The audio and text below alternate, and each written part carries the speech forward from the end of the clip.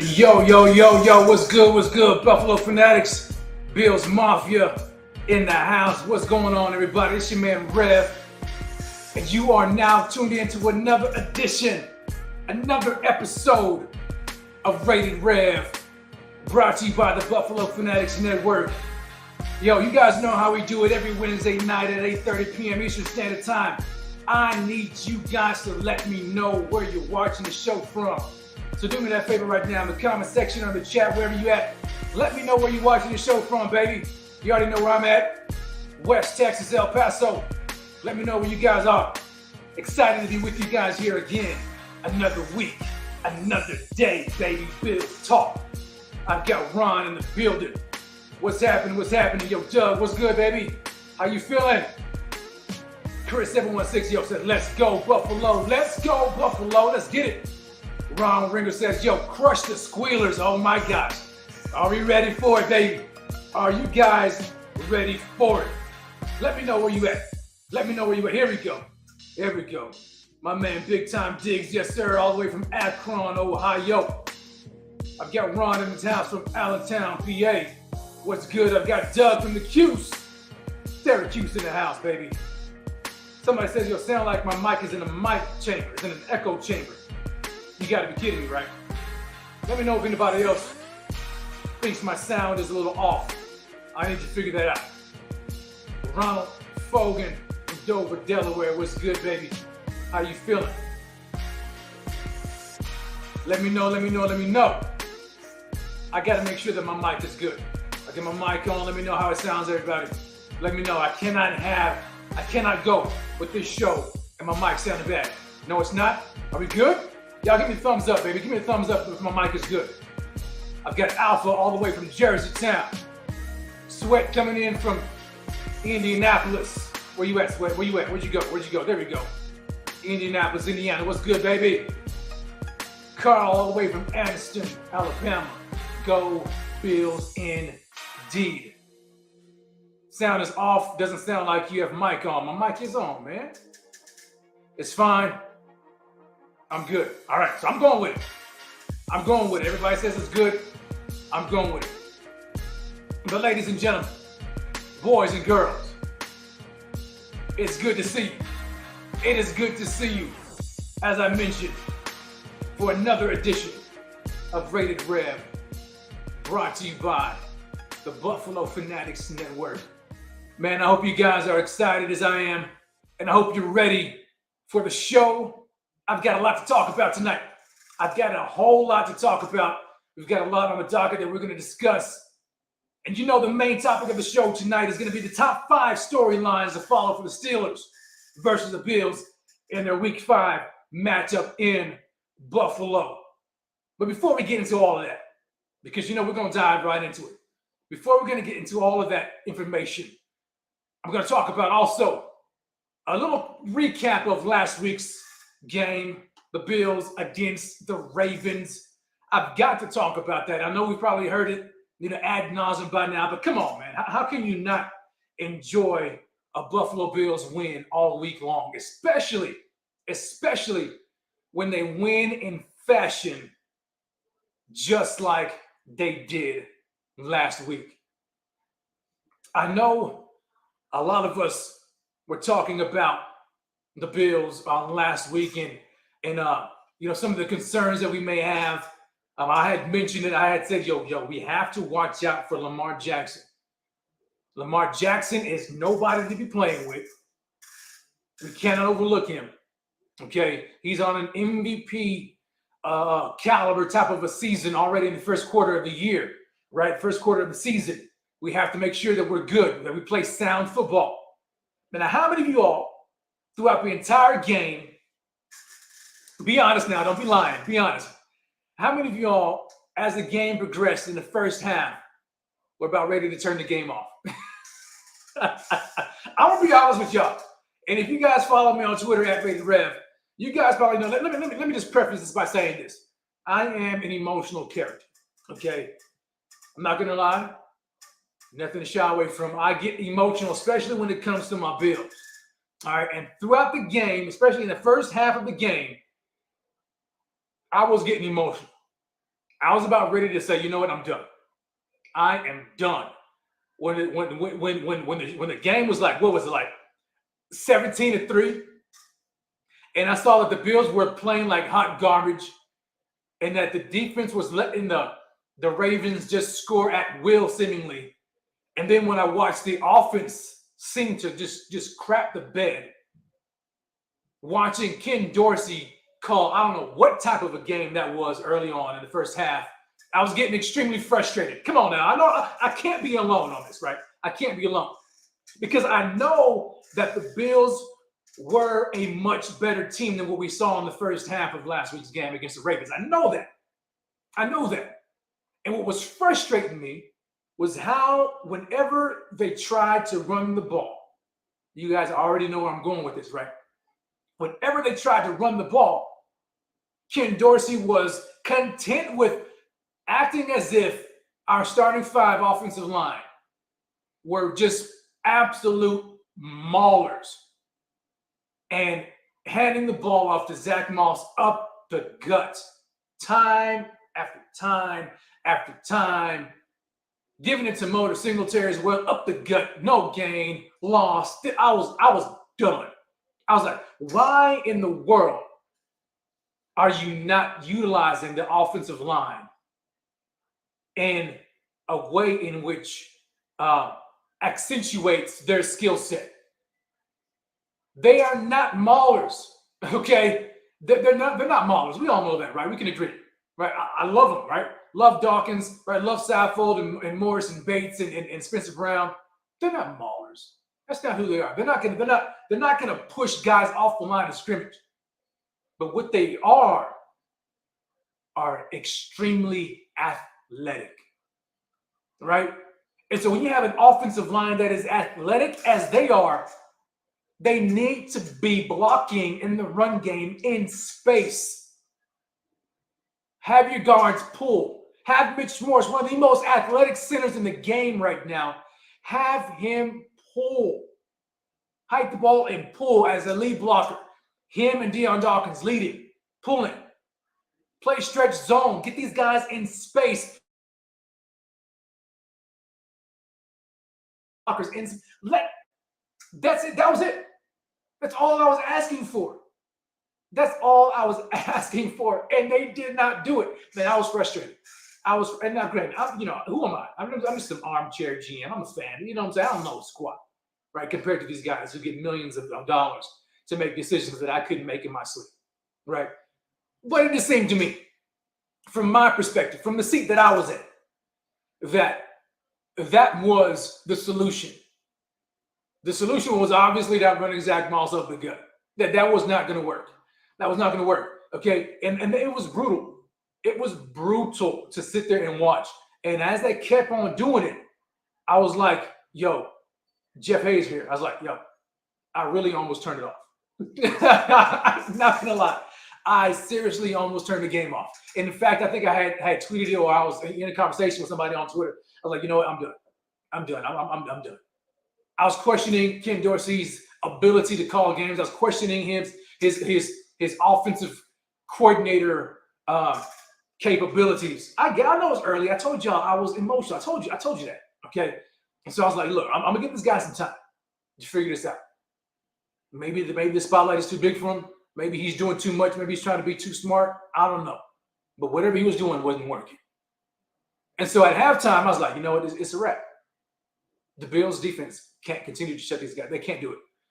I don't see any way. They're not stopping them. Offense is not moving the ball effectively. Run game is garbage. Offensive line is looking like doo-doo. I had no hope, or very little hope. Okay? But then all of a sudden, I'm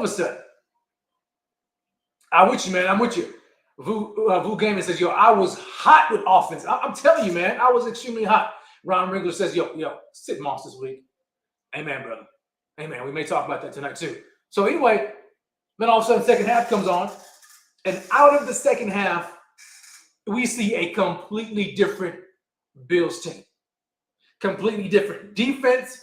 They're all of a sudden, and then here's another point. Another reason why I had no hope is because when we went into the halftime, I think it was 17-3. Correct me if I'm wrong, but we knew, or no, 17-10. I think we finally scored a touchdown right in that last drive.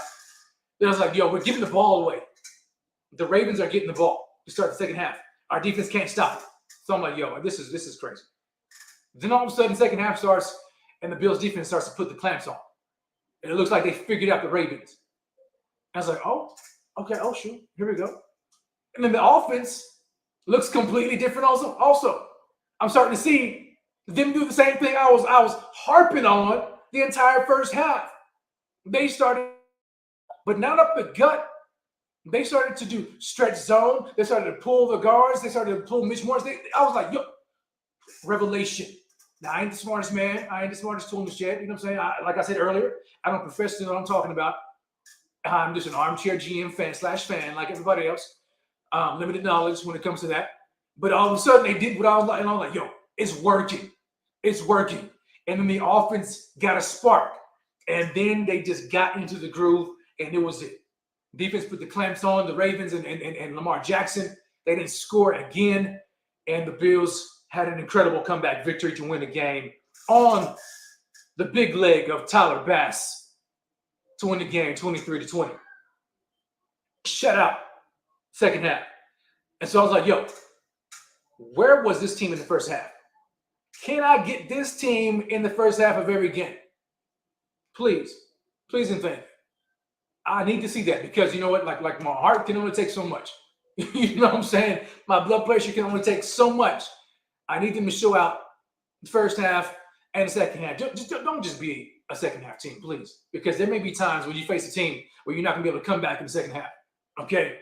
So anyway, needless to say, I'm with you, Chewy Baca. Chewy Baca says, yo, Rev, we need to utilize Shakir more this Sunday. Absolutely, man. Absolutely. And so they look like a totally different team. Totally different team in the second half, right? And with that being said, after the game was over, I was like, yo, I can breathe a sigh of relief. There's some players on the team that did well, right? They did well. And I want to talk about it. I want to talk about it before we move further in the show. I want to give some game day flowers, if you will. Some game day flowers to a few Bills players who, in my opinion, stood out in the game against the Ravens. They were key contributors to the Bills' victory over the Ravens. Number one, and this is not in any particular order, but I must admit, Tremaine Edmonds. Can we give some flowers to my man, Tremaine Edmonds? Put his name in the chat, everybody, in the comment section in the chat. Put his name in there with some flowers. Put a flower emoji. I don't even know if they have that. Put that in there for my man, Tremaine Edmonds, because my man, Tremaine Edmonds and Matt Milano. Let's do it for both of them. I'm with you, Maurice. Both of them. Edmonds and Milano played like absolute animals. Tremaine Edmonds ended the game with 9 combined tackles, 4 assisted tackles. The guy was all over the field. And granted, like he's been flashing like this year, right? Maybe it's because he's in a contract season. This is his, he signed to his 5th-year option, right? But he's trying to get that bag, no doubt. And so a lot of players, man, when they're in the final year of their deal, they are going to be extra motivated, right? Because they want to get that bag. And so maybe this is the thing. Maybe this is what Tremaine Edmonds is doing. I have no doubt that that's part of it. But I also think that, he's learning a lot. He's growing a lot. But then there's a lot in front of him that's helping him out as well, which I'm going to get into that. Tremaine Edmonds, he had a phenomenal game. He was flying all over the field, man, doing his thing. And so I've got to give a shout out to Tremaine Edmonds. Got to give him some flowers. Got to give Tremaine Edmonds some flowers. My next guy, as you already said, Matt Milano, man. Matt Milano is there's times, and I'm not gonna lie, there are times when I'm watching the Bills defense play where I'm like, yo, Matt Milano was the best linebacker on this field. Now, granted, like he and Tremaine, they're not the same, right? They're different. They have different skill sets. They fit differently within the defense. But yo, Matt Milano just pops off of the screen week in and week out. The man has 27 combined tackles already.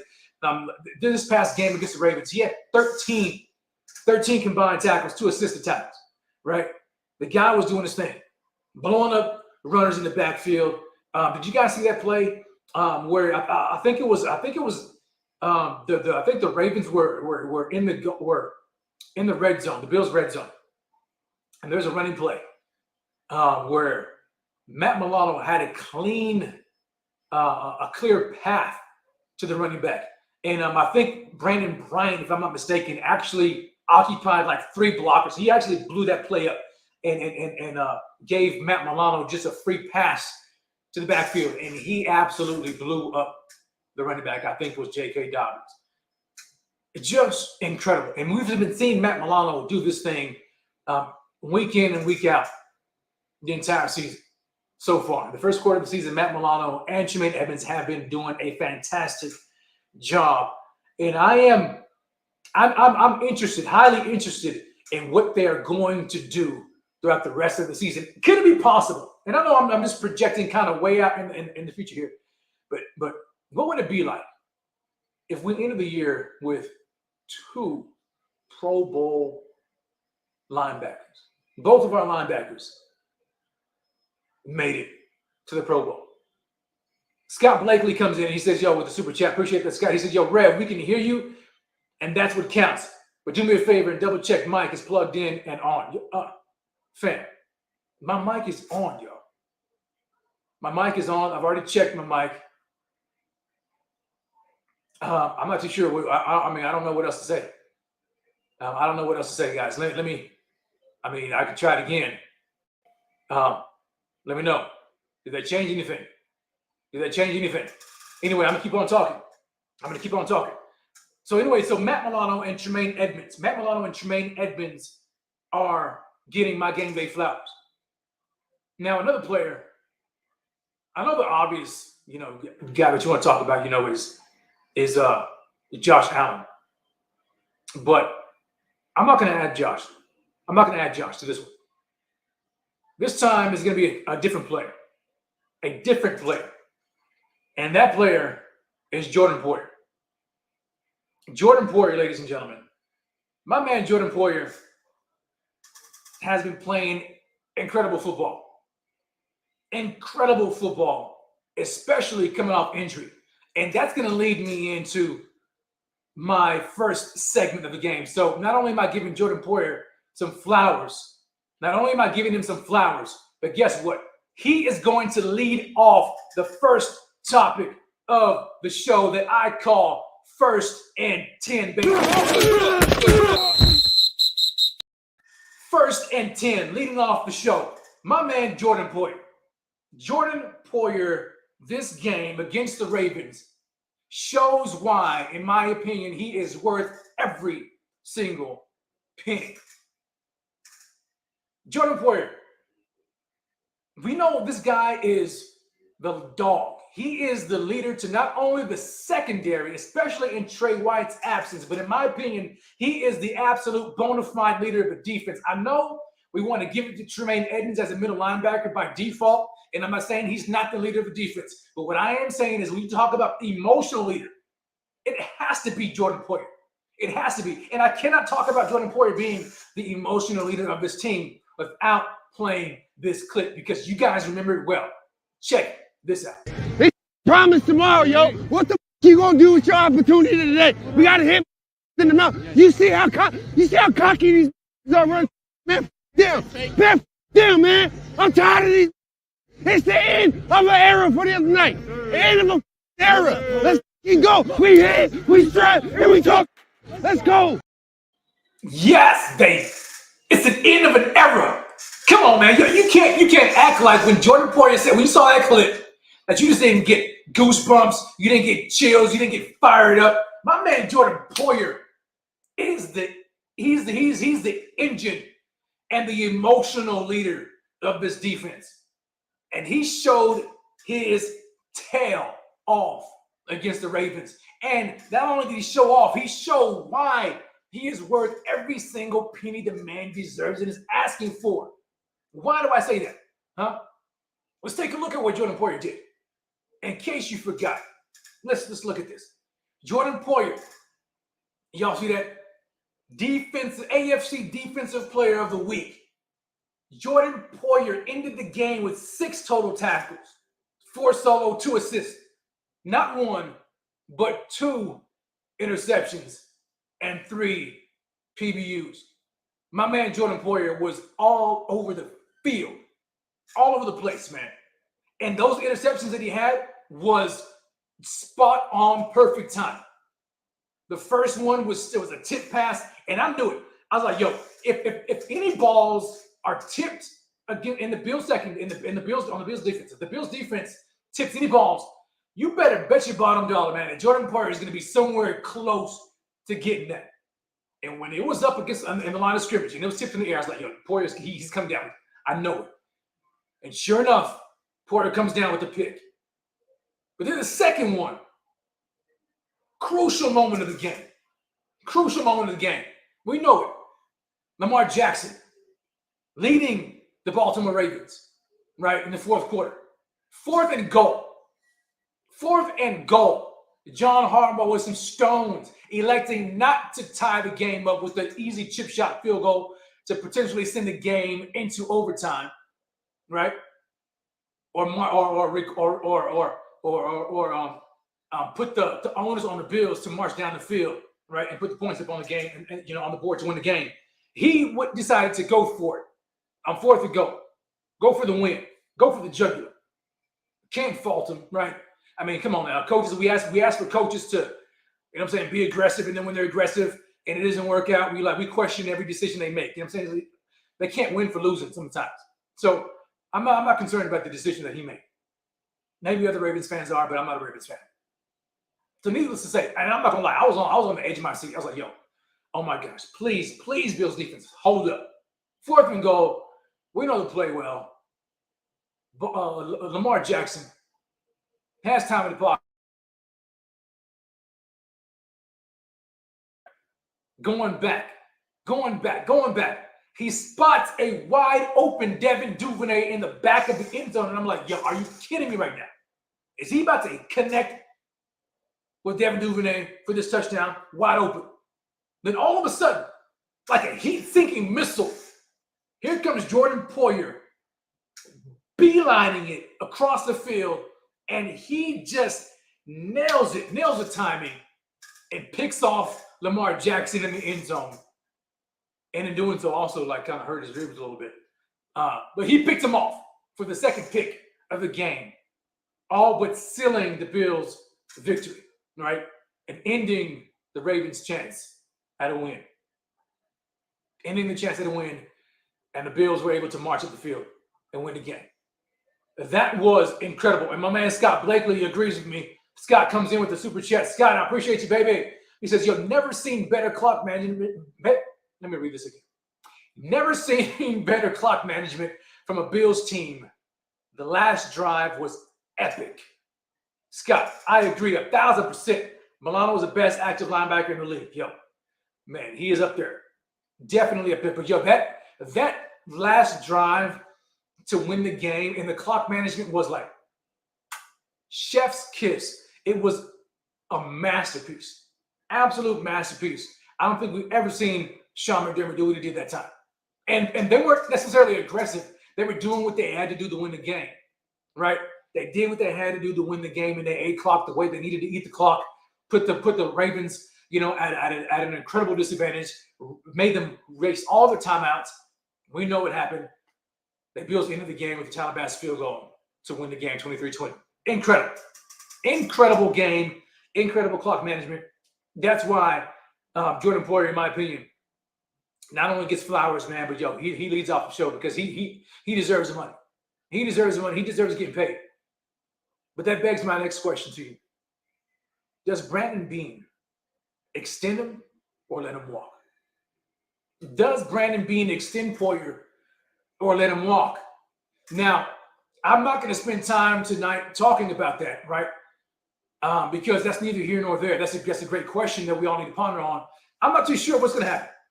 But what I do know is that this year, Brandon Beane, I guess you can say he gave him a good faith agreement by not really giving him a new contract, but what he did was he increased his incentives earned this year, which were from $500,000 this year to up to $2 million on top of his $5.6 million guaranteed salary for the season. So Jordan Poyer has the opportunity to earn dollars, which is $1.5 million more in incentives this year. I don't know what those incentives are, but I can guarantee you, man, Poyer is even more motivated than ever. And I think, when you look at what Brandon Beane did, it's a win-win, right? It's a win-win situation, right? I mean, it's a win-win. The Bills get an extra motivated Jordan Poyer this year, seeking to hit his incentives and to get the last big contract of his career. But then it's a win for Jordan Poyer and his representatives, because now he's not only is he trying to get that money, right, the incentive money, but it gives him an opportunity to display his talents and to show the rest of the National Football League, whether it's the Bills or not, that he's worth every penny. And so we'll see what happens throughout the course of the year. We'll see what happens at the end of the season. I'm not too sure whether or not Beane is going to do it or not. I love my man, Jordan Poyer. I do. I would love to see him re-sign with the Bills, but we just don't know what's going to happen. But nevertheless, it is a win-win for both of them. No doubt about it. My man says, Mark Harlow comes in, he says, let Poyer go next year and sign Jesse Bates. I'm not that. No. I'm not feeling that. I'm not with that. If anything, if we decide to let Poyer go, it's going to be because we're going to be signing it. We're going to be drafting a safety pretty high in the draft. You know what I'm saying? Because when you look at it, Jaquan Johnson, as good as he is and as good as he's been for the Bills, and as much as he's been groomed and developing, he's just not the guy. And I mean, it's hard to replace an all-pro safety. It really is. There's a reason why guys are depth pieces, right? And so I think if they elect not to re-sign Jordan Poyer, if he happens to walk and find a better deal in the offseason, Brandon Beane is going to be looking for somebody in the draft. I just don't see him not paying Jordan Poyer, but paying somebody else. I don't see that happen. I could be wrong, but we'll see what happens. So it's a win-win for the Bills this year. But do you know what else is a win-win? Another thing that's a win-win is our brand new partnership with our new sponsor, BetUS. And BetUS, what they do is they offer you a 125% deposit bonus if you sign up with them using promo code BF125. But you don't have to take my word for it. Take a listen at our brand new sponsor, BetUS.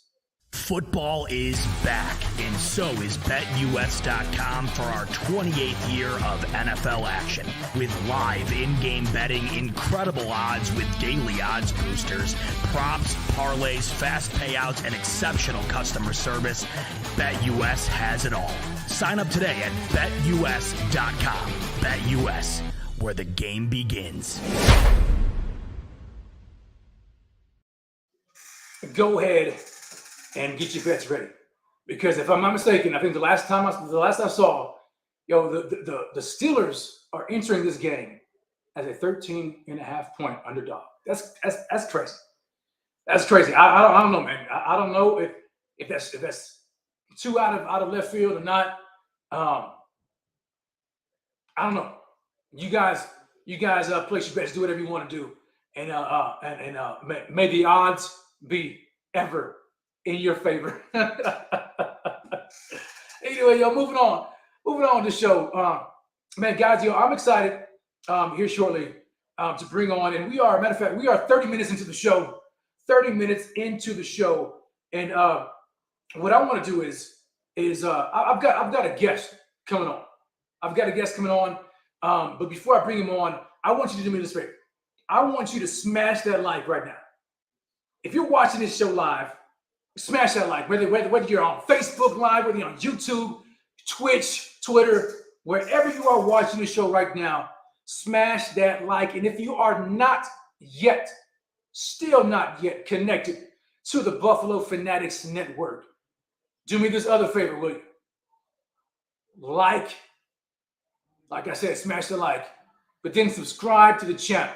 Subscribe to the channel and turn on the bell notifications so that way you can stay up to date and connected with everything related with the Buffalo Fanatics Network. Also, go to supportbf.com.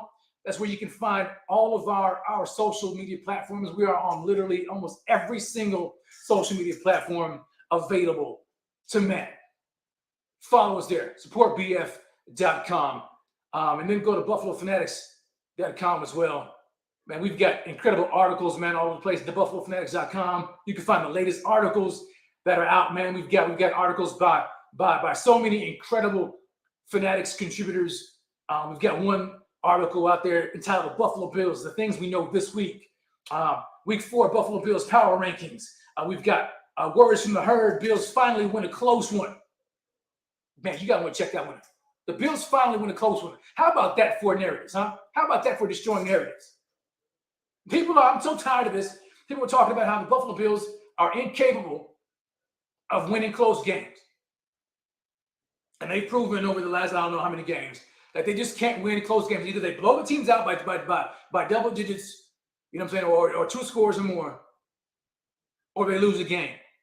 Well, I am glad that the Bills finally put an end to that narrative, an absolute end to that narrative, because this game was about to be out of hand.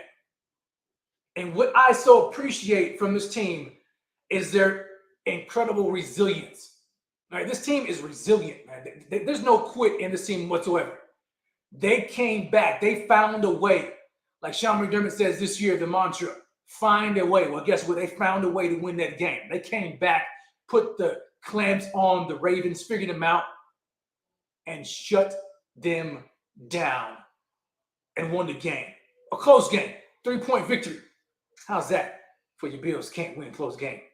Shove that in your pie hole.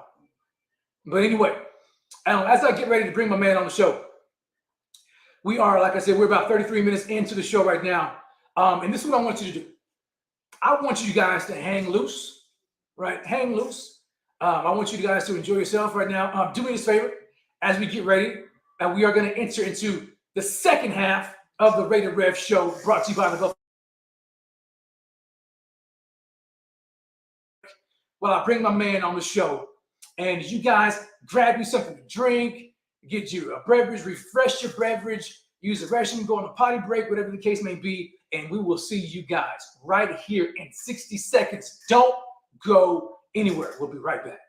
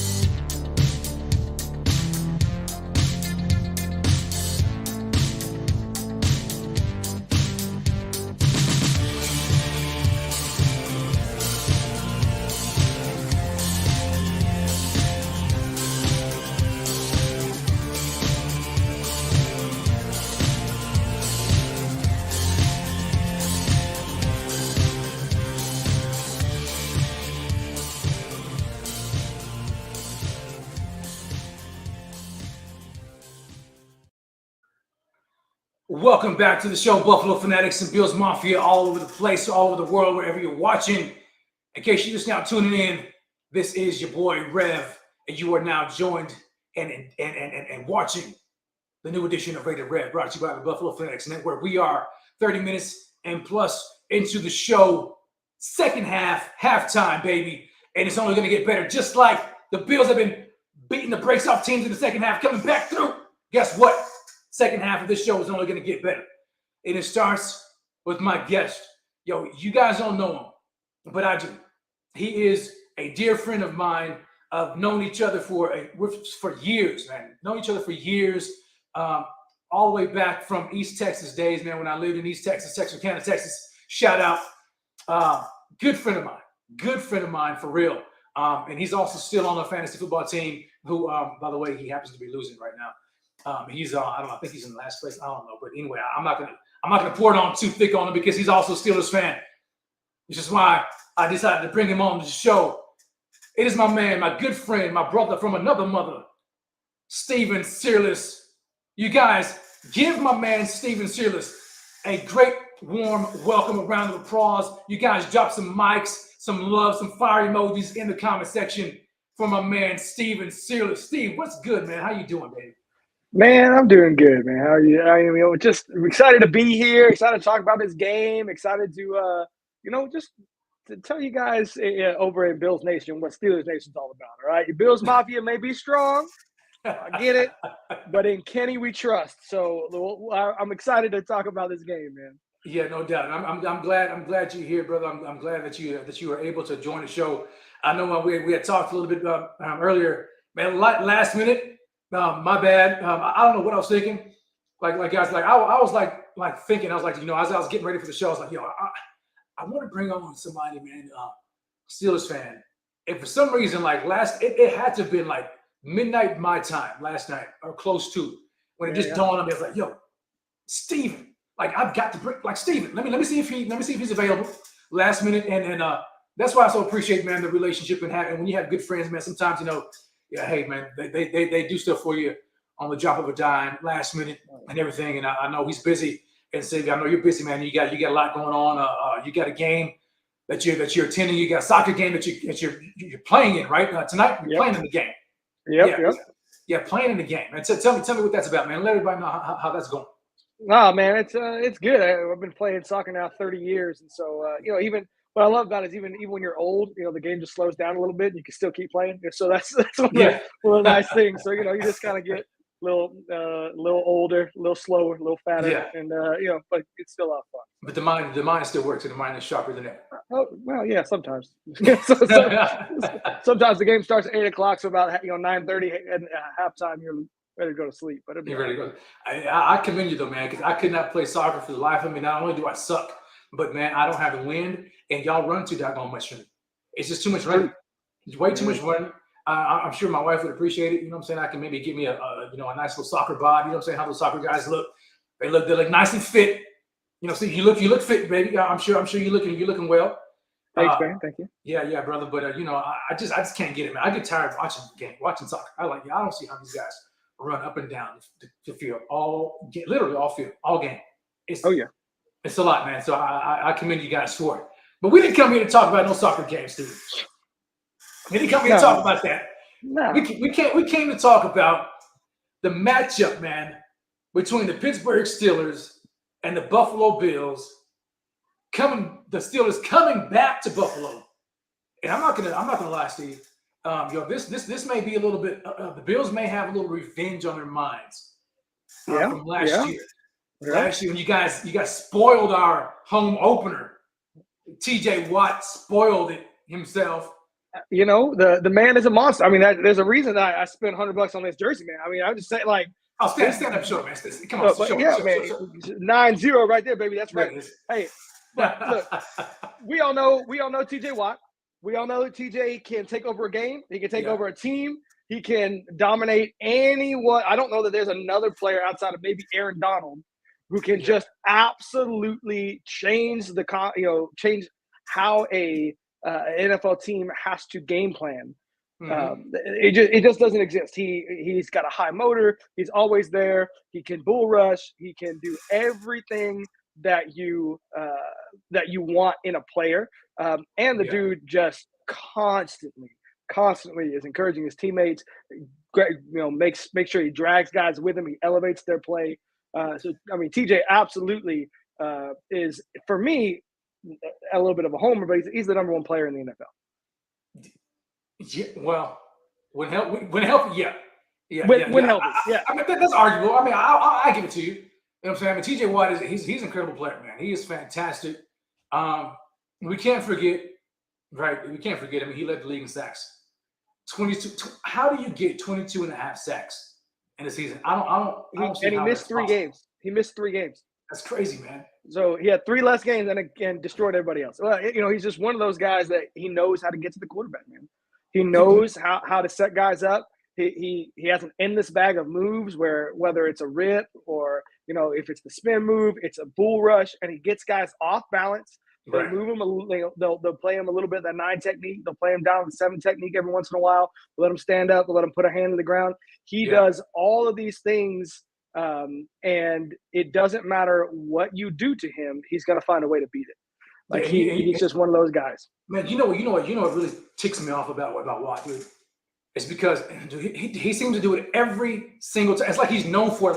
Like you mentioned, not only does he have all these moves, but bro, on that right side of the line, man, when he's coming off the line and he doesn't get to the passer, to the quarterback, he has a knack for knocking these balls down, dude. He pisses me off, because he's done it to the Bills. I don't know how many times, and it never fails. I don't know, I don't know. The guy's 40. I don't know not 40, but his vertical. But the guy just finds a way to freaking jump up and knock these balls down, batted balls left to right, all over the place. He's an incredible player. I got to give it to you. He's an incredible player. And you know what? If T.J. Watt were playing, I might be willing to say that this game could be more competitive than I think it will be. But, we're talking about tonight. And you guys, do me this favor, if you're watching your live, go ahead and smash that like for me. Smash that like, and smash that like for my man, Stephen Searles. Even though he's a Steelers fan, it's okay. We're going to forgive him. You know what I'm saying? God grants forgiveness. We're going to grant him forgiveness too. And so, even though T.J. Watt is that good of a player, and we're going to talk about the top 5 storylines about this game, one of the storylines I want to talk about is the fact that the Steelers are 0-7 without T.J. Watt. 0-7 without T.J. Watt. So Steve, talk to me about that, man. Like we know how incredible of a player T.J. Watt is, dude. But how has his absence really affected the defense and probably the entire team? Because I know he's not just a leader of the defense, but the entire team. Yeah. So why I say he's the number 1 player in the NFL is a lot around that stat. 0-7. So I know Tommy and I have been in a fantasy football league together for over 10 years now. Yeah. And we have had multiple arguments. It's full-blown arguments about what MVP means, right? What most valuable player really means. And for me, one of the biggest things that I look at is what would a team be without them, right? Not what the stats are, not what they physically bring to the game, but what would a team be with them and what a team is without them. And when you look at the Pittsburgh Steelers and you look at T.J. Watt, you said that they are a team that can win and stay with anybody when T.J. Watt is on the field. When he's off the field, they're 0-7. There's nothing you can say more than as a compliment. So he is a guy. The reason I think the big reason for this is not only his leadership, because his leadership is still in the locker room, right? He's still there. He's still around. He's still on the sidelines. What it is that the entire line and receivers and running backs and tight ends, they know if I line up across this guy, it's over. My job is it's going to be a long day at the office when this guy is across from me. And, offensive coordinators have to say, okay, how can we run away from him? How can we stunt into him? What do we need to do to slide the line? I think he gets in quarterback's head because they're like, okay, here he is. He's got his hand on the ground looking for, then everybody, it just kind of disrupts everything. What it does for a team, though, is there's always the belief that TJ can get the ball back. There's always that strip sack. There's always that quick change play. There's always the batted ball, the interception. I believe that the Steelers think that they can win when TJ is on the field. That's how it used to be with Ben years ago, many years ago. They thought, Ben was that guy. If we can just get Ben the ball, when Polamalu was here and Harrison and all those guys, such great, defenses we've had in the past. Yeah. It was like, well, we're here, but if we just get Ben the opportunity to get the ball.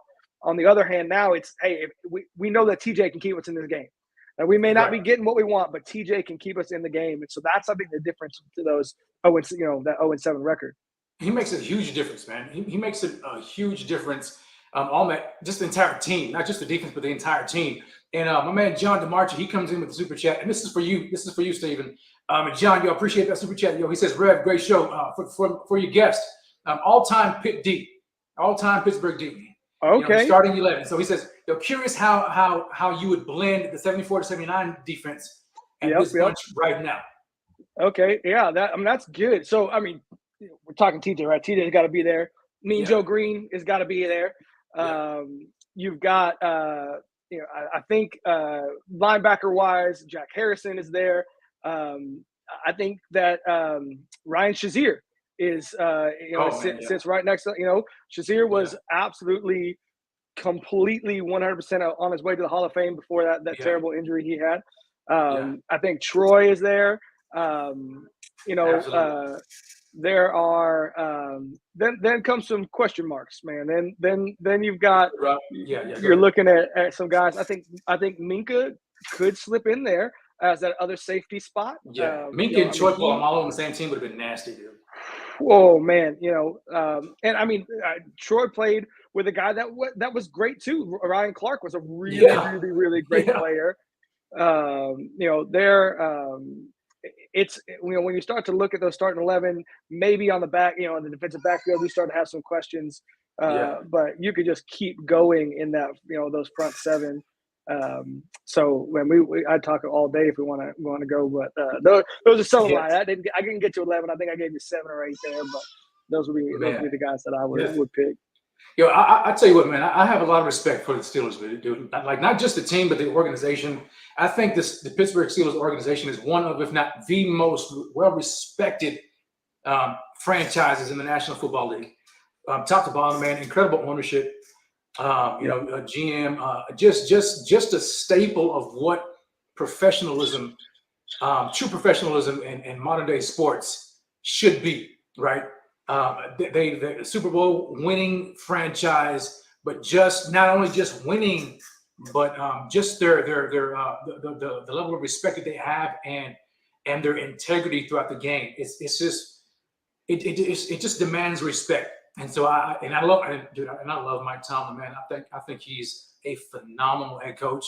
I think that he may be in a little bit of trouble this year. That streak of years at least above 5 or 500 above. It could be a rough one this year, but But the good thing that the North is not, it's still anybody's division. Yep. It's still anybody's division. So it's early in the year. But man, I have a whole lot of respect for the Steelers organization. So TJ Watt, we talked about how his absence is really felt throughout the entire team. Is there anybody right now on that Steelers defense that is trying to at least cover the slack? You know what I'm saying? Especially at the pass rush position that the Bills specifically in this game need to be looking out for. So there's a young guy named Alex Highsmith. He played opposite of Watt and had a really great year. I think he was almost in double digits in sacks last year. But he is a kid with a high motor. He goes and goes and goes. He doesn't have the physical tools, but he's got the brain. He knows what he's doing. The problem with Highsmith is those physical tools. While he's an NFL athlete. Like, let's just stop there. I am not an NFL athlete. He is on a different level. But when you're looking at going against these an offensive line that I know you guys say they're not maulers. You were talking about that earlier. But they're athletic. They're good. They know what they're doing. Allen gets them in the positions they need to. And so Highsmith's trying, but what Terrell Austin, the defensive coach, is trying to do really is just confuse. And he's done this. He's done a pretty good job of this. He confuses lines and he confuses offenses by bringing some blitzes, by dropping off. It's those sorts of things. I would watch for him, and then I'd watch Miles Jack. I love Jack. He's been playing well. And him shooting those A and B gaps, man, I think that could be a problem. Just because you're looking for outside pressure, and then all of a sudden he comes in And then we've got Edmonds and Fitzpatrick that occasionally will come in on a sack too. And I think it really is all about Terrell Austin's scheme that is that more than the individual players. Yeah. What about Cause I'm glad you mentioned a man who came from the Jags. Give me his name again. Miles Jack. Miles Jack. Because I think he found a perfect spot, man, to actually excel. I mean, we knew coming out of college, and even with the Jags, I mean, he had the tools, but it just wasn't working out for whatever reason. But now he's with the Steelers, and it seemed like a perfect fit with him. But there's another guy that you didn't mention, which I'm curious to know about what you think about him as well as your other linebacker. Dang, where did he go? Man? What's his name, man? He was from Devin Bush. Michigan. Yeah, Bush. Devin Bush. Devin Bush. Man, he hurts my heart, man. I wanted Devin. Devin Bush was a monster at Michigan. I'm a University of Michigan fan. Love that guy. Yeah. I think he is. He's got the physical tools. Unfortunately, he looks a little lost. So his first year in the league, he was playing free, and he was doing everything. He had multiple sacks. He had interceptions. I mean, he was everywhere, forcing fumbles. Tore his ACL in his second year. Last year, his third year, coming off an ACL, we kind of gave him some grace. But, man, this year, I watch him all the time because I want him to be good. I want to say, man, Devin Bush, that's the guy. Unfortunately, what has happened is he is thinking too much, and he's not playing. He's an athletic guy. That's what he should be doing. He should be just allowing for the play to kind of develop and him just do what he does best. I think he's too far in his head. I think the criticism got to him. And I think that coming back off that knee injury, he put on some weight too. Probably good. He probably needed to gain that weight, but he lost his explosiveness. And so, really, honestly, sometimes I'd rather see Robert Spillane in there who backs him up. Spillane is a guy that is, man, he's he'll pop every once in a while on your radar if you're watching, especially if you're watching like an all-11. When Spillane's on, he's got a high motor. He's a lot like Highsmith. Not a lot of physical tools, but he's everywhere. Really smart guy. Something about those white linebackers, bro. Like those guys have it, man. Robert Spillane, he's number 41. I'm looking at him right now, so I'm kind of pencil him and take a look at him. Especially when we played the game. I like Devin Bush, man. I actually thought that he was gonna actually turn into something, man. Like, do you think there's hope for Devin, or do you think he's pretty much gone? He's done. So they really hope for him. They didn't pick up his 5th-year option, so this is his year. Like this is the put up and shut up year. Yeah. I think they believe in him. They keep starting him. So what they're saying is we're not seeing anything behind you what really, I know we talked about Ryan earlier, but what really stinks is if him and Ryan would have been together, I think Ryan would have really helped him out. Even though it's a Ohio State and a Michigan guy together, I think they would have figured it out, and they would have made sure that it's gonna it would have worked out. He hasn't had a linebacker. He had Vince Williams there for a little while. That didn't seem to develop him like he should. Wish that there was, and maybe Miles Jack will be it, though Miles is not much older than him. He kind of missed that time with his year. Yeah, he didn't get the chance to be developed and be mentored like he wished. We all wish he could have been. That could have helped him a lot. Right. So now John DeMarcy comes in with another super chat, man. Looks like you got yourself a new fan, Steve. So he says, Rev, sorry to over super chat, but for your guest, he says, if Brady and Giselle divorce and she takes 3.5 of his 7 rings, 50-50 split, Brad John Montana take that number 1 spot again with 4. There you go.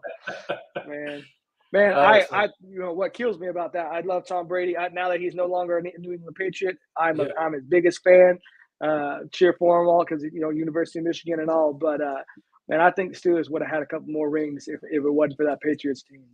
They seemed like every year, man. Every year we would just run into those guys, and it just was miserable. Didn't have it. I mean, gosh, there was 2 AFC championships. There was some, other times we met them, and they just ran over us, and it was rough. Yeah.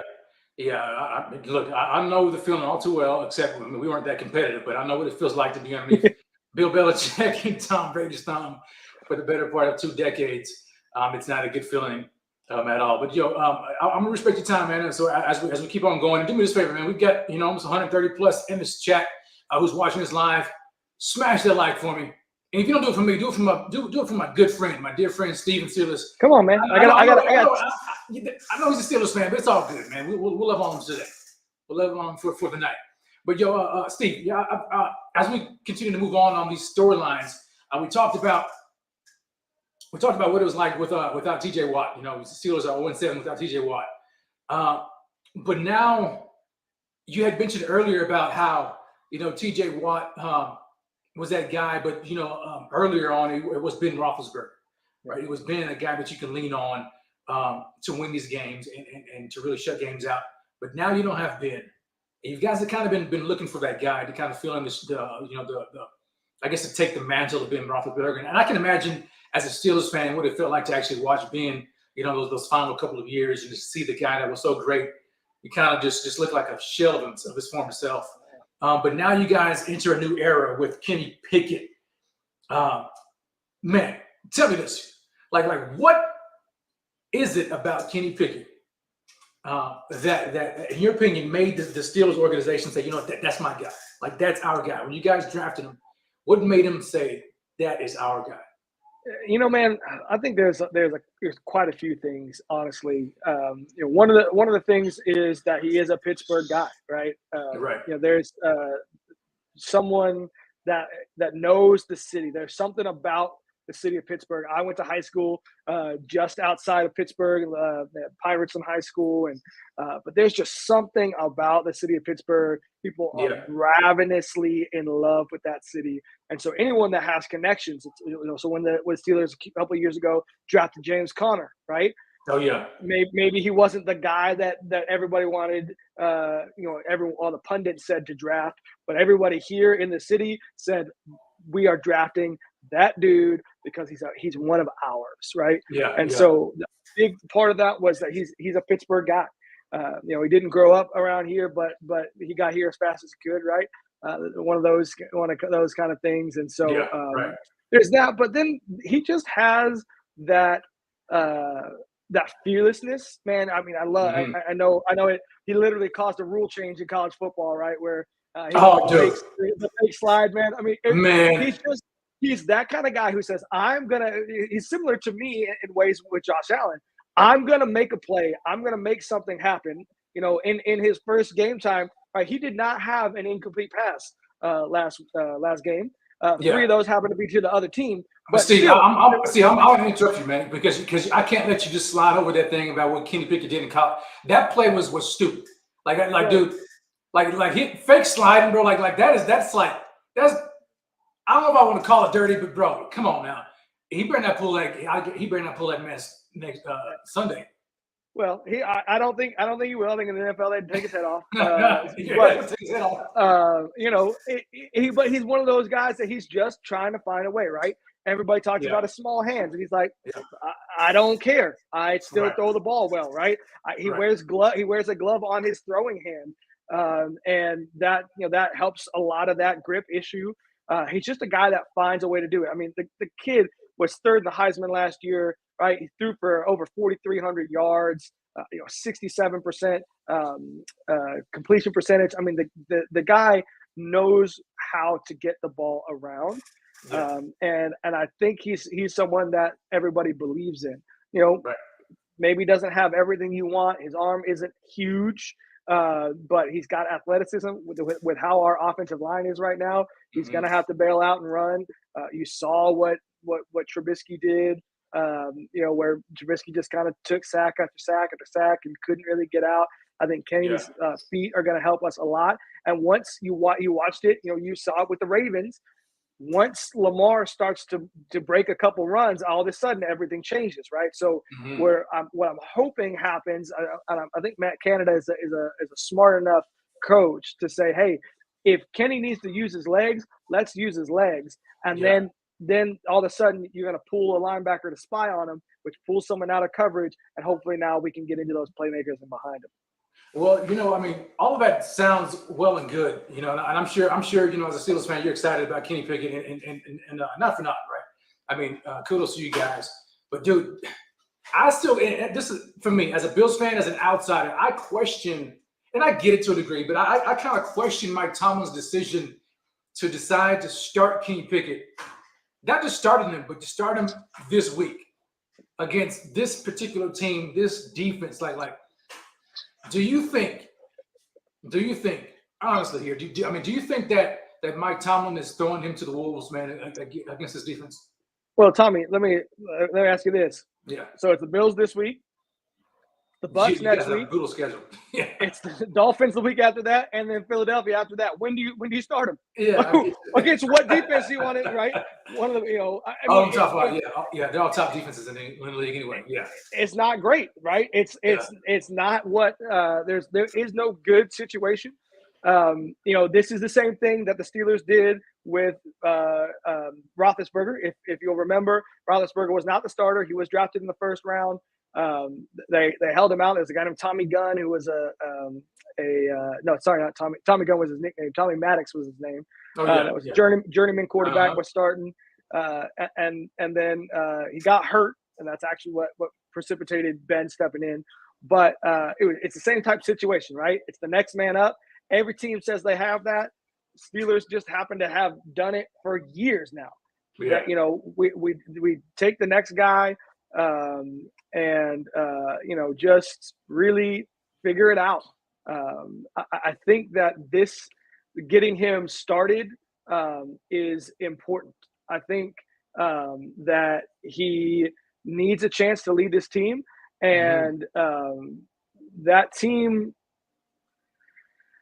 The team needs something to believe in right now. And so when you get the chance to start your next franchise quarterback, you start him. Plain and simple. I think that we protected him, saying, hey, you don't have to start week one. We'll see how Trubisky does. And I think Coach Tomlin knows what he's got, and guy has never had a losing season, right? You got to trust the process with him. Trust that he knows, what he's doing. Man. You said something, dude. You said something that Bills Mafia is familiar with, and that is trust the process. That's something that Sean McDermott, head coach, has been saying, since he came to Buffalo. Trust the process. And I guess it's a William and Mary thing, with him and Tomlin going to school together.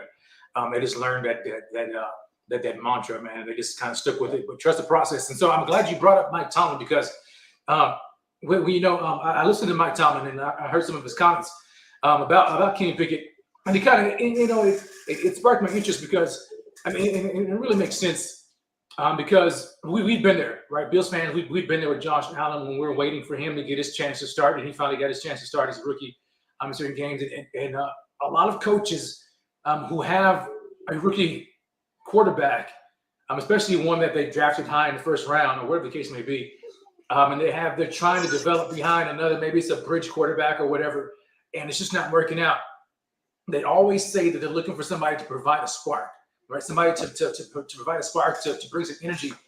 Mike Tomlin mentioned that about Kenny Pickett bringing energy and hopefully providing a spark to your offense. Now, when I look at the Steelers and I look at the offense, you guys have talent, man. Like no doubt. You guys have weapons like galore, dude. I mean, Deontay Johnson, you had mentioned him earlier. You got Deontay Johnson, Chase Claypool, and I say his name with an asterisk next to it because I want to talk about him shortly. But Chase Claypool, you got the rookie George Pickens, who I think is a budding stud. DBs, watch out because he's going to knock your blocks off. Pat Freiermuth, right, the tight end, and then of course you guys got a top back in Najee Harris. And so what? Even though he has all those weapons, which he should succeed, right, and should provide him with some sort of a blanket, right, to grow and develop.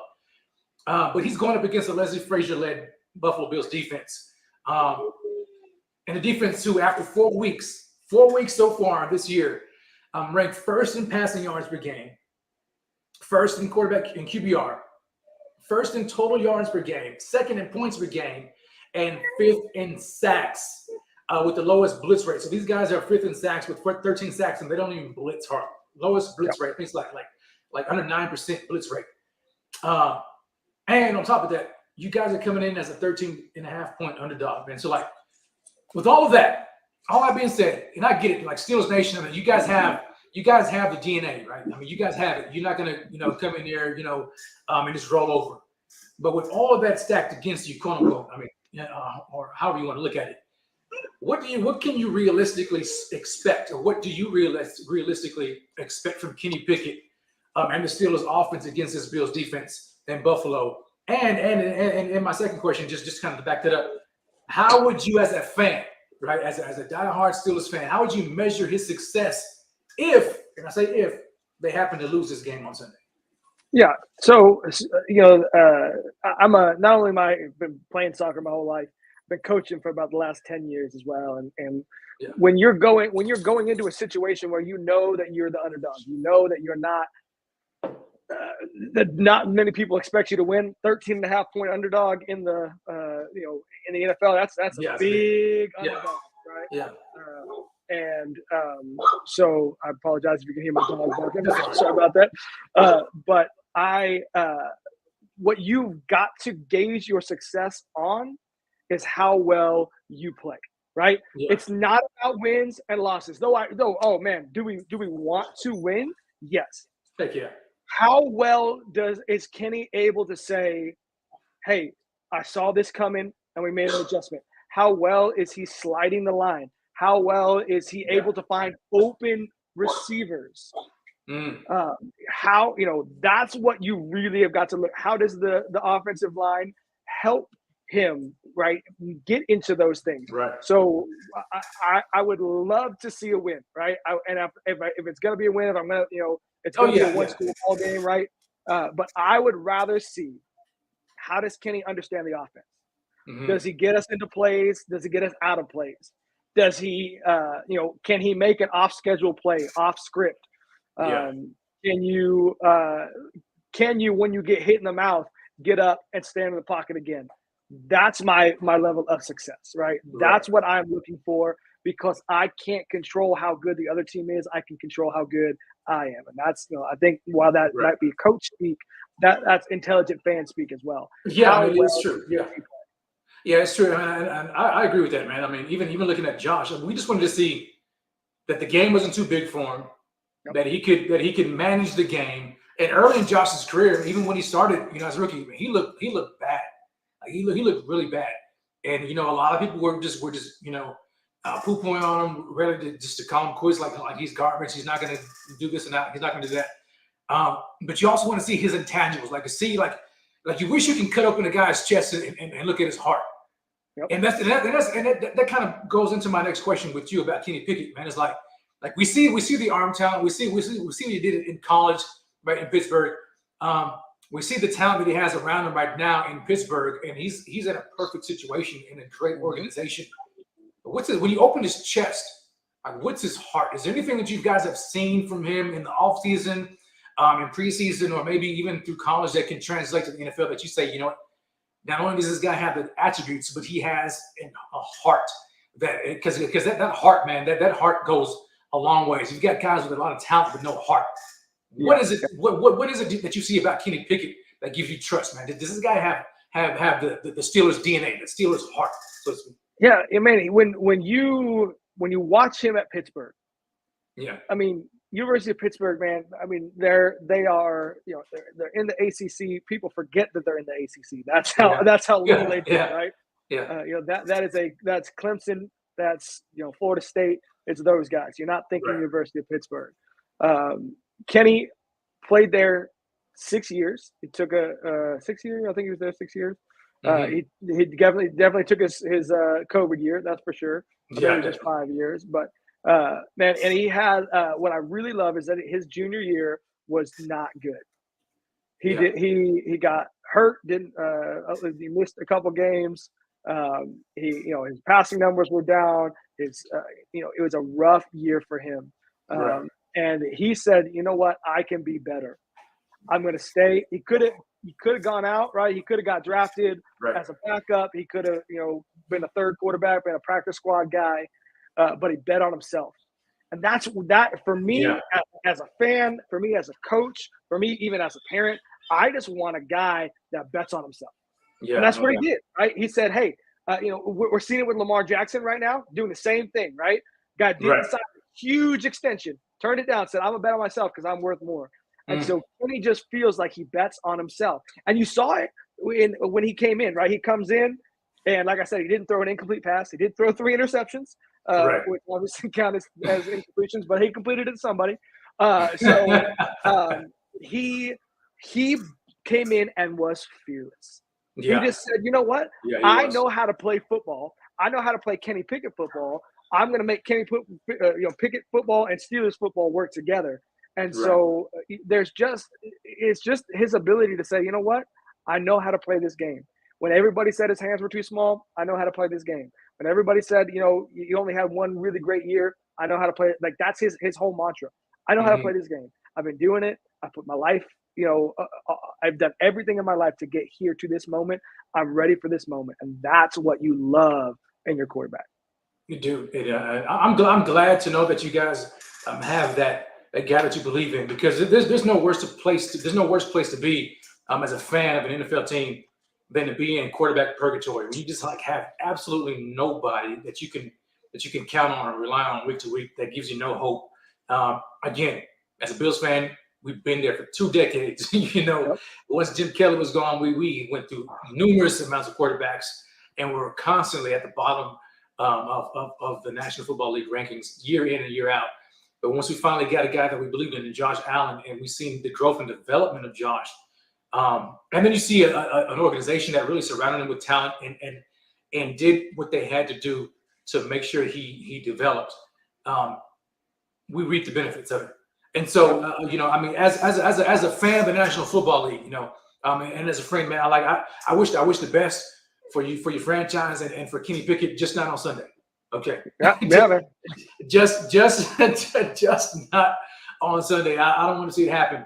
But when you look at the matchup here, and when we think about, we talked about T.J. Watt, and we're looking at Kenny Pickett, 2 guys that are definitely leading your franchise.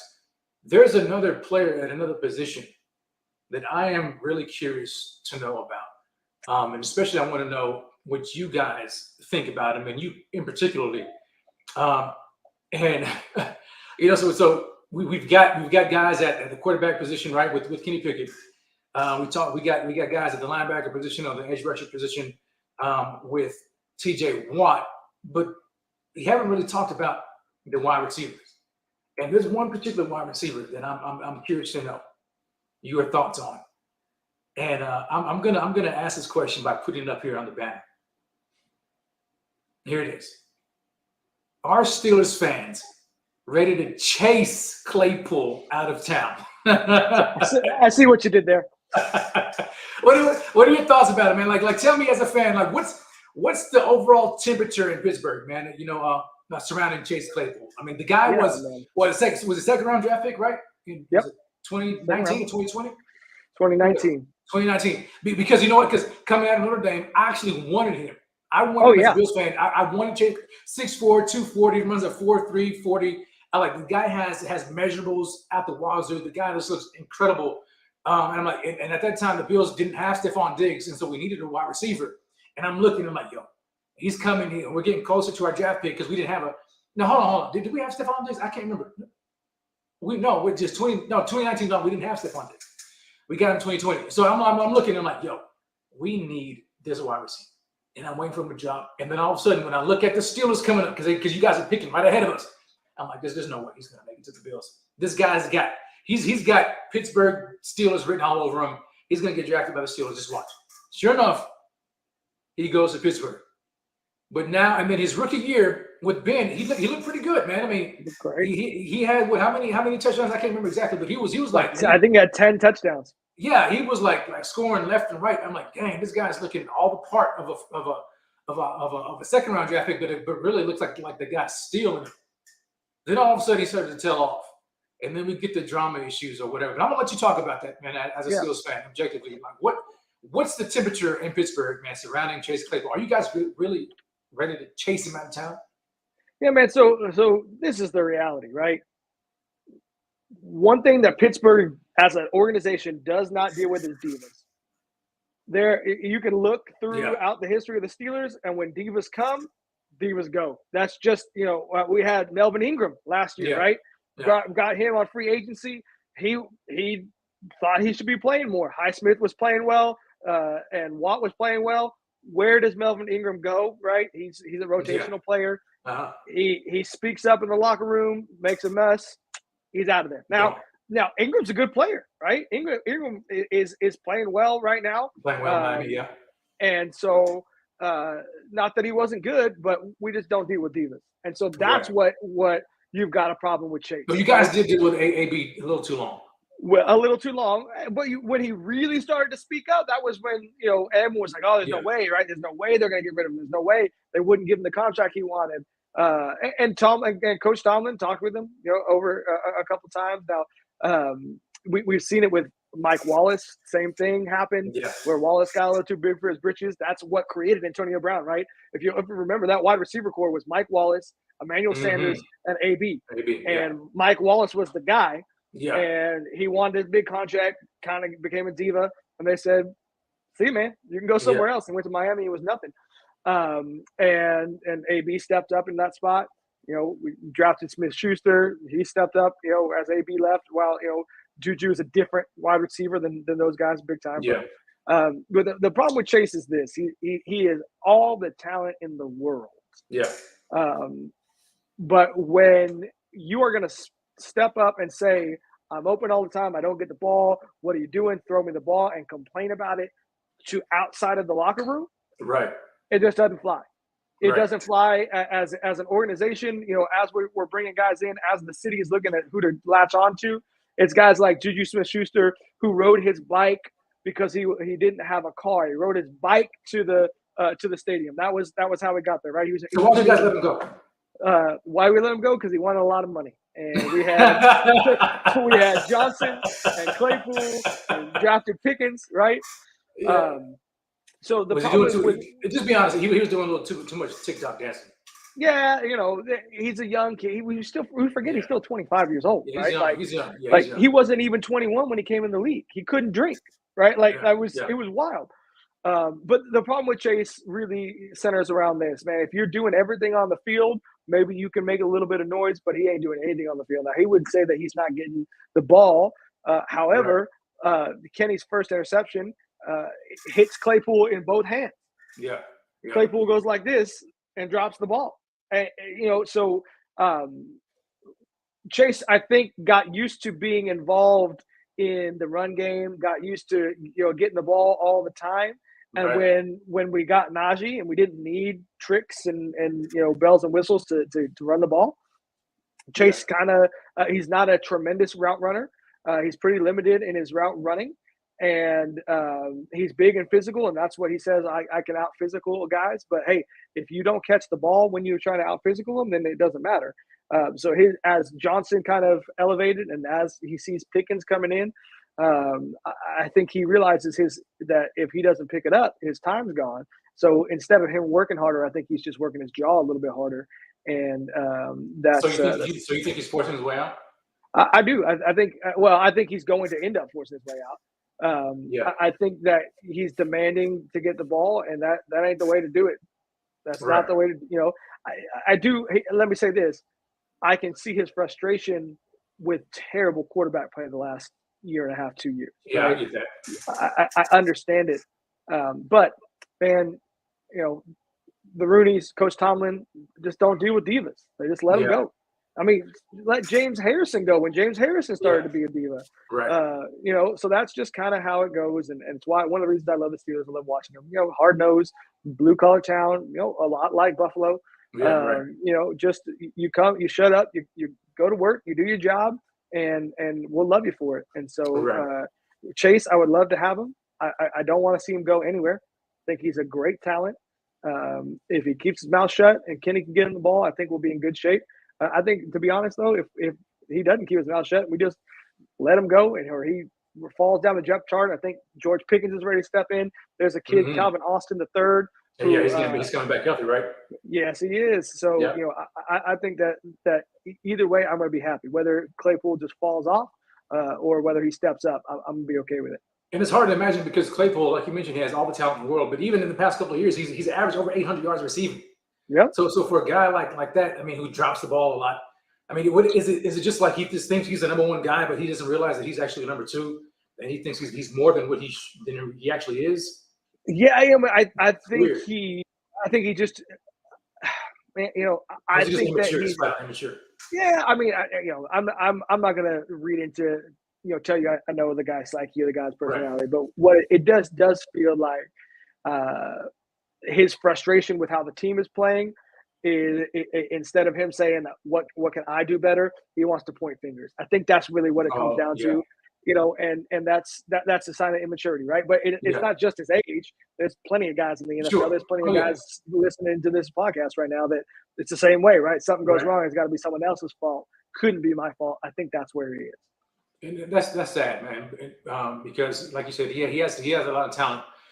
But there's been some words, some rumblings kind of coming out here, about Claypool and about his future with the Steelers. And there's one guy in particular by the name of Cody Flavel. I don't know if you know him, but he writes for All Steelers Fan Nation, and he wrote an article this past Monday, insinuating that, and this was the title of his article, that Chase Claypool is trending towards bust territory. Do you think that do you think that's a little too far, or kind of like what are your initial thoughts when you think about that? I mean, you said the stats, right? 800 yards, man. I think it'd be, I think he's averaging about 800 yards. The thing I think is that the Steelers' bar is so high. It's that simple. They don't miss on wide receivers. If he doesn't become a superstar, it feels like a bust because the Steelers always pick great wide receivers. They just do it. Right. That's how they know it as an organization. So, man, hold on a second, Max. I think I got somebody trying to come. Rico, you trying to come in, man? What's good? Let me know if you want to come in and you want to chime in. Let me know. Otherwise, I'm going to go ahead and kindly remove you, brother. But let me know what's up.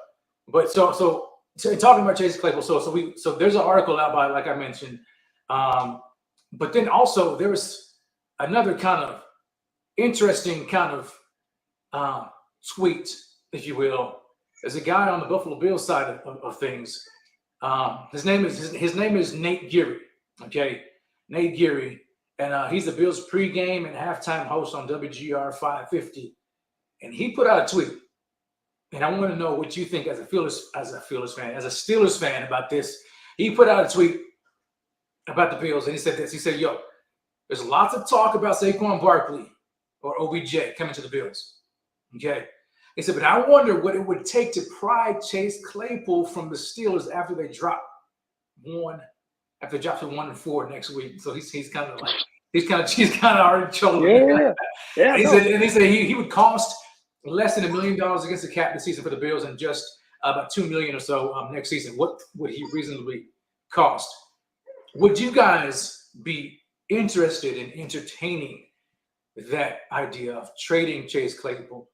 And knowing the Steelers organization, is that something that they would do? I mean, or they just kind of like let him fall flat on his face and just flat out cut him? I mean, kind of what's the thing about the Steelers in regards to that?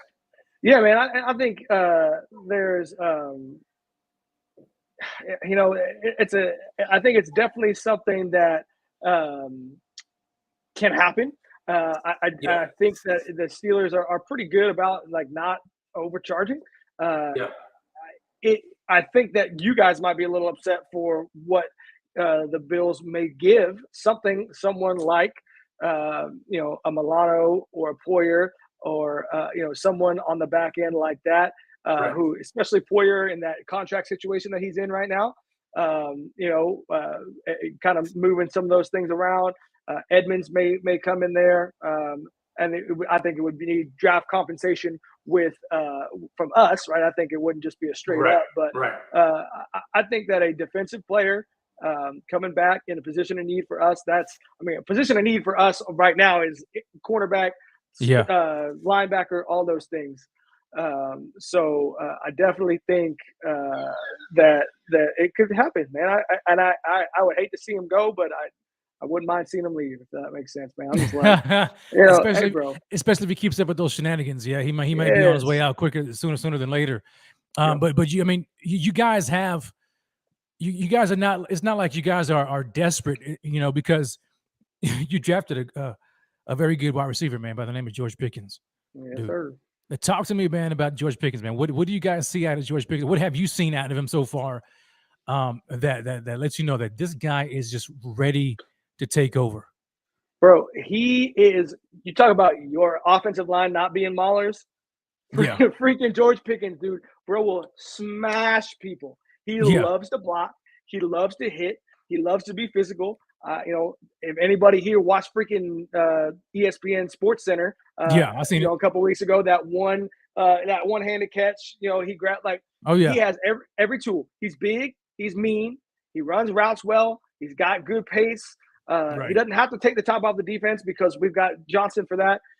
He literally can do whatever you want. He is absolutely. He reminds me of a much bigger, faster Hines Ward, who was another just great, Steelers great wide receiver. Loved to block. Was dirty and mean. You love that, right? Like, I feel like you could put that guy at linebacker and he'd make 100 tackles in a year. He's just incredible athlete. He's incredible, dude. And I'm looking at this catch right now. You talking about the sideline catch? Yes, sir. With the toe drag swag. Matter of fact, let me see if I can share it. Hold on a second. Let me see. I'm gonna try to share it because this catch was great, man. I mean, number 14 for the Steelers. I like Kenny Pickett a lot, man. A heck of a lot. And I think that this guy is just, I think he's ready.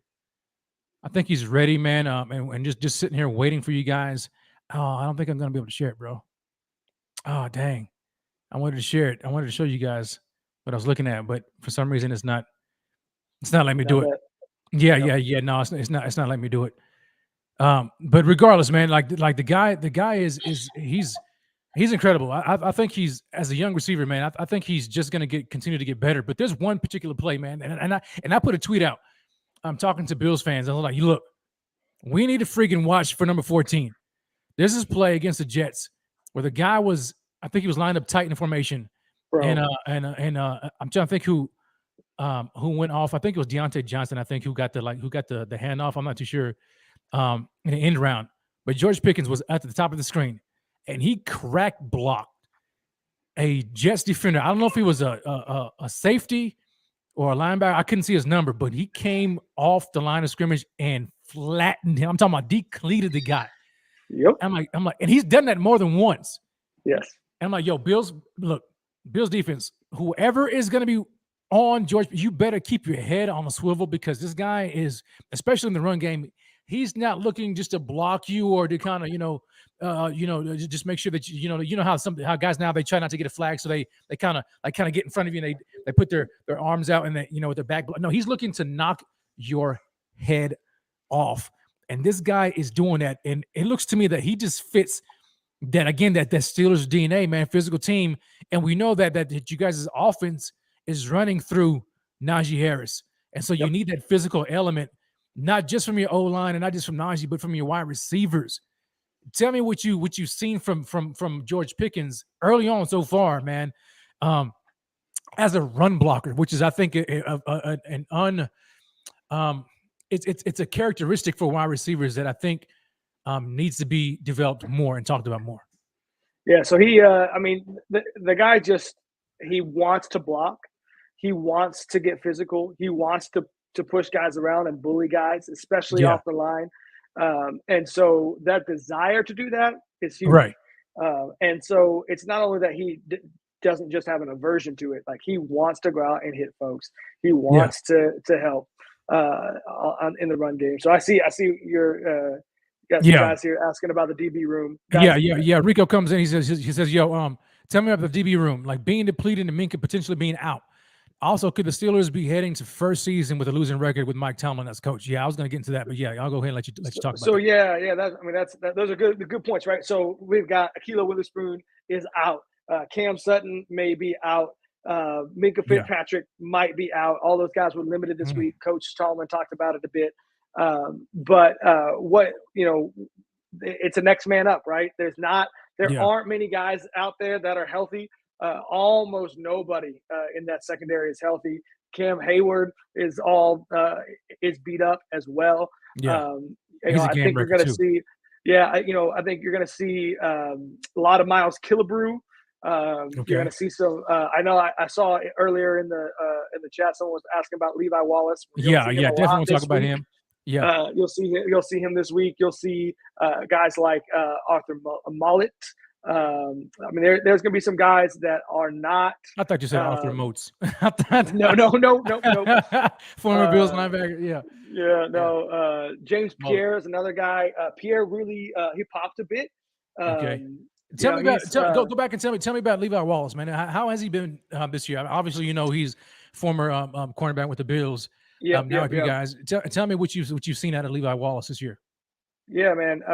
So let me tell you some sad stuff. Being a pastor and being on the West Coast and watching football, they don't mix. It doesn't. So it's hard. Football on the West Coast starts at 10 in the morning, which normally does football. So I had not gotten to watch as much as I wanted. I watch highlights. I'll watch games that are recorded and such. So I've only seen Levi play a bit. I do know that coach likes him a lot. The thing with Tomlin is if he's on the active roster, he's in the mix. I think you'll see a lot of. I think Wallace, you're going to see a lot of him this week, just with all the injuries that I stated. I think that his familiarity with the Bills will be pretty nice, like for us. So I'm excited to see how he might be able to help the game plan a bit. So is he you guys' current number one corner? I think it's hard to say who's number one. So they rotate their corners pretty heavily. But Witherspoon is gone for sure. Cam Sutton is a question mark. And so it looks like James Pierre and Levi Wallace probably will be the starter. I think Arthur Mullet may come in and play there as well. But, it really just depends on if Sutton is healthy. But I think you're going to get a healthy dose of Wallace. Do you see Levi Wallace on Diggs? No, I think they'll just play sides. That we don't run. Steelers just don't run cornerbacks with wide receivers. So he's just on whatever side. Yeah. I think I'm hoping. I am hoping. I've got a lot of respect for Levi Wallace. I do. I would love to see Diggs matched up on Levi Wallace. I'm just telling you right now, he's gonna eat him up. Levi Wallace is gonna get cooked. Listen, I have a real a very realistic outlook for what this game is going to look like. Okay. And I think it's a little closer than that 13.5. You think so? I do. I don't think. If I'm going to throw out a prediction, because okay. Hold on. Because I know where you're going, Steve. I know where you're going. Yep. You set it up perfectly. All right. So you said that you kind of have a realistic expectation about the game and where it's going, but you think it's going to be closer than the 13.5 point spread right now that's currently in the Bills' favor. I do. All right. So check this out. I've got, and I was debating about whether or not I was going to do the segment tonight, but I guess I will, and I'll do it just for you. Okay. This is a segment called On My Mama. Okay. And what this basically is it's a hot take. You got to put something on my mama. Like, so on my mama, you believe X, Y, and Z is going to happen with the game. Right. Okay. All right. So check it. So this is on my mama. On my mama. I put that on my mama. All right, Steve. So I like it. Are you ready? Yeah, I'm ready. So, all right. So I'm gonna solo you up, maybe. I'm gonna solo you. You got the camera. You got all the Bills Mafia watching. You got Steelers Nation in here watching. I want you to put this on my mama. So on my mama. Go ahead, Steve. It's all you. On my mama. I think Pittsburgh Steelers are going to come in. They're going to put up 3 touchdowns and a field goal. They're going to score 24 points. I think that will be a rushing touchdown by Kenny and 2 throwing I'm gonna, you know what? On my mama, I'm even gonna say I think one goes to Deontay Johnson, and I think one goes to Najee Harris, catching you guys being a little aggressive up the field on a screen. I think that the final score, however, because that depleted defense is just going to get torched, I think it is going to be a 31-24 game for the Bills. That hurts me. It hurts me deep in my soul, but I'm a mama. I think that's where I'm going. 31-24 Bills with 2 touchdowns in the air for Kenny Pickett and 1 on the ground. There you go, man. My man Stephen Searles with the on my mama. So you guys, if I was Rico right now, if I had a bell, my man Rico, he has his bell, he rings his bell, ding ding ding ding ding ding ding, and he has the little sound effects, man, the little sound effect, whatever. Man, give my man a shout out right now for his on my mama take. First time on the Rated Rev show, and he comes through with some fire on my mama. 31-24 Bills. All right. So I guess we're in that time of the show where we're going to talk about predictions, I guess. So I'm going to go ahead and throw out my prediction. Bobby Kowski comes in. He says, your minus 38-24 Bills win. Okay, I like that. 38-24 Bills win. Okay. Anybody else? Do we have anybody else in with some score predictions? Anybody else with some score predictions? And Steve, you got to head out right now, don't you? Yeah, man, I got to get going. Hey, yeah. Bills Mafia, it was great to be with you guys. Rev, if you want me back, I will talk trash on the Bills anytime. So I kind of let that go today. But hey, man, thanks for having me on. I appreciate it, Bill. Anytime, Stevie. Yo, let everybody know where they can follow you, and tell everybody also, man, about your church. Yeah, man, absolutely. So you can follow me at SFSEARLES.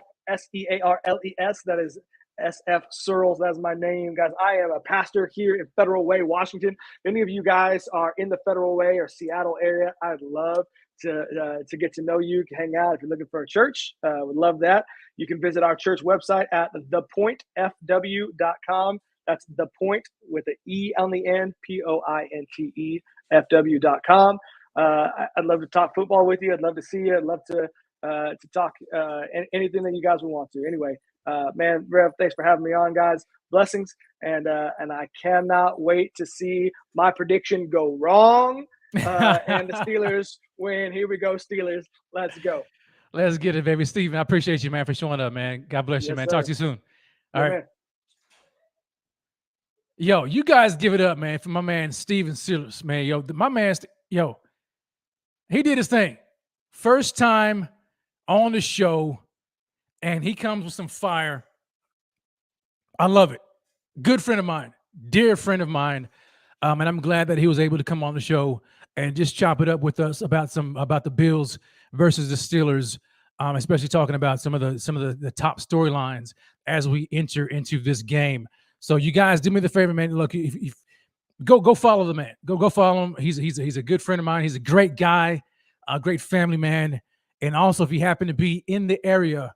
Near the Seattle area, and you want to go to church, you're looking for a church, go and find my brother at thepointfw.com. So moving on, as we get ready to wrap up the show, we're close to wrapping up the show. We're an hour and 38 in the show. Do me this favor. If you're enjoying the show, smash that like for me right now as I continue to make some noise on my mic.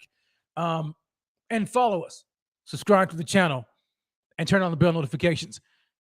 But when my man Steve was on here, we were talking about 3 of the top 5 storylines to follow with the Bills and the Steelers.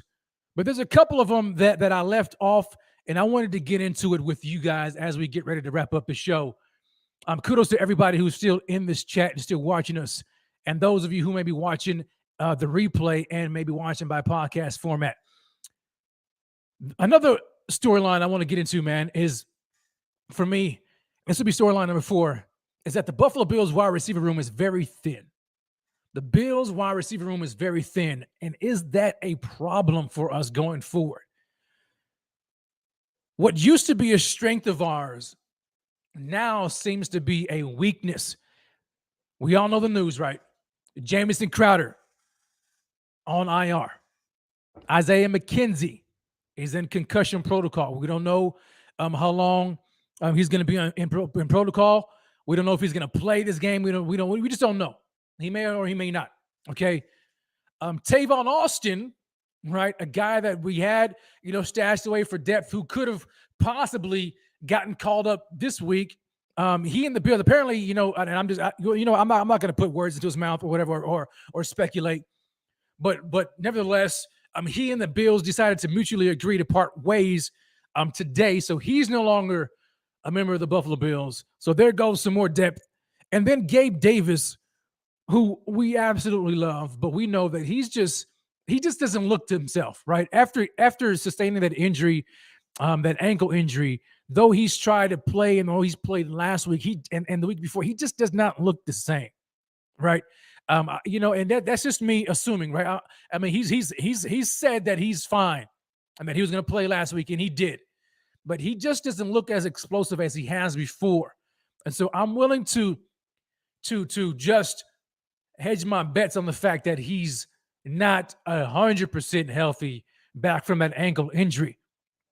And so it could be still bothering him. But we have this whole thing, right, where it's just the next man up mentality, right? Next man up, right?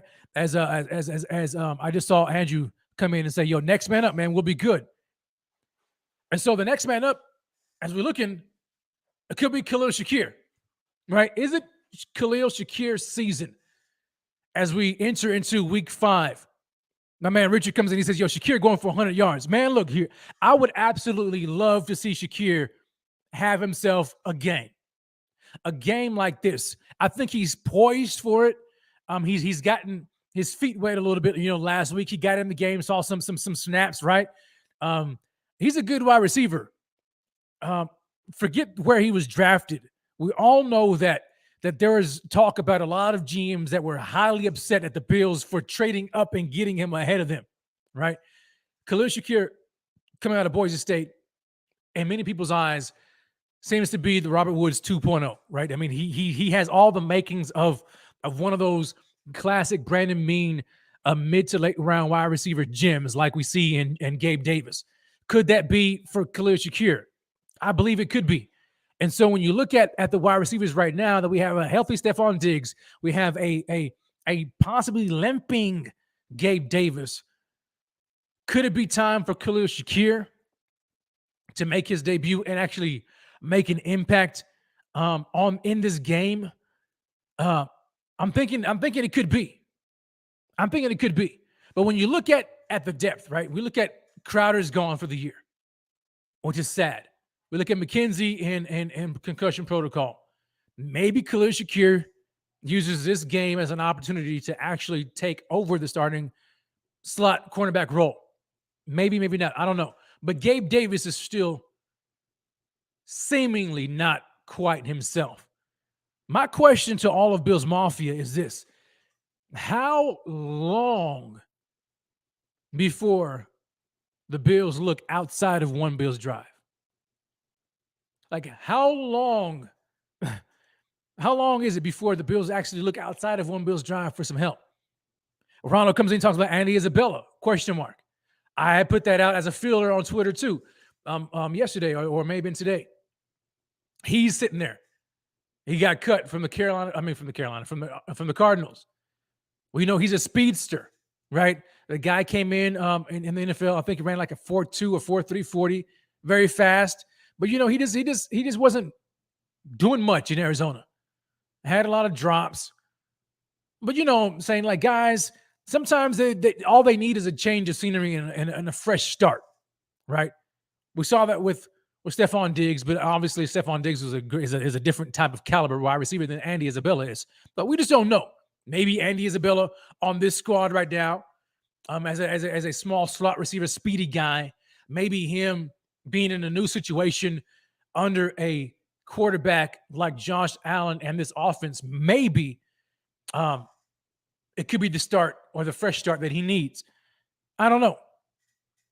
But there's talk and rumblings about Chase Claypool, as I mentioned earlier with my guest and good friend Steve Searles, who we talked about Chase Claypool. Nate Geary kind of threw out a feeler about whether or not the Bills could be interested in possibly making a trade for Chase Claypool, bringing him, to the fold. I'm not too sure about that. But there's another player. There's another player that's been getting a lot of talk, and we know about it, right? A whole lot of talk this offseason. A couple of players from the Bills have been talking about it. But Von Miller continues to bring this guy up. And I know before you shut me off, hear me out. Does Von Miller know something that we don't? Does Von Miller know something that we don't? Take a listen at what Von Miller had to say in his press conference.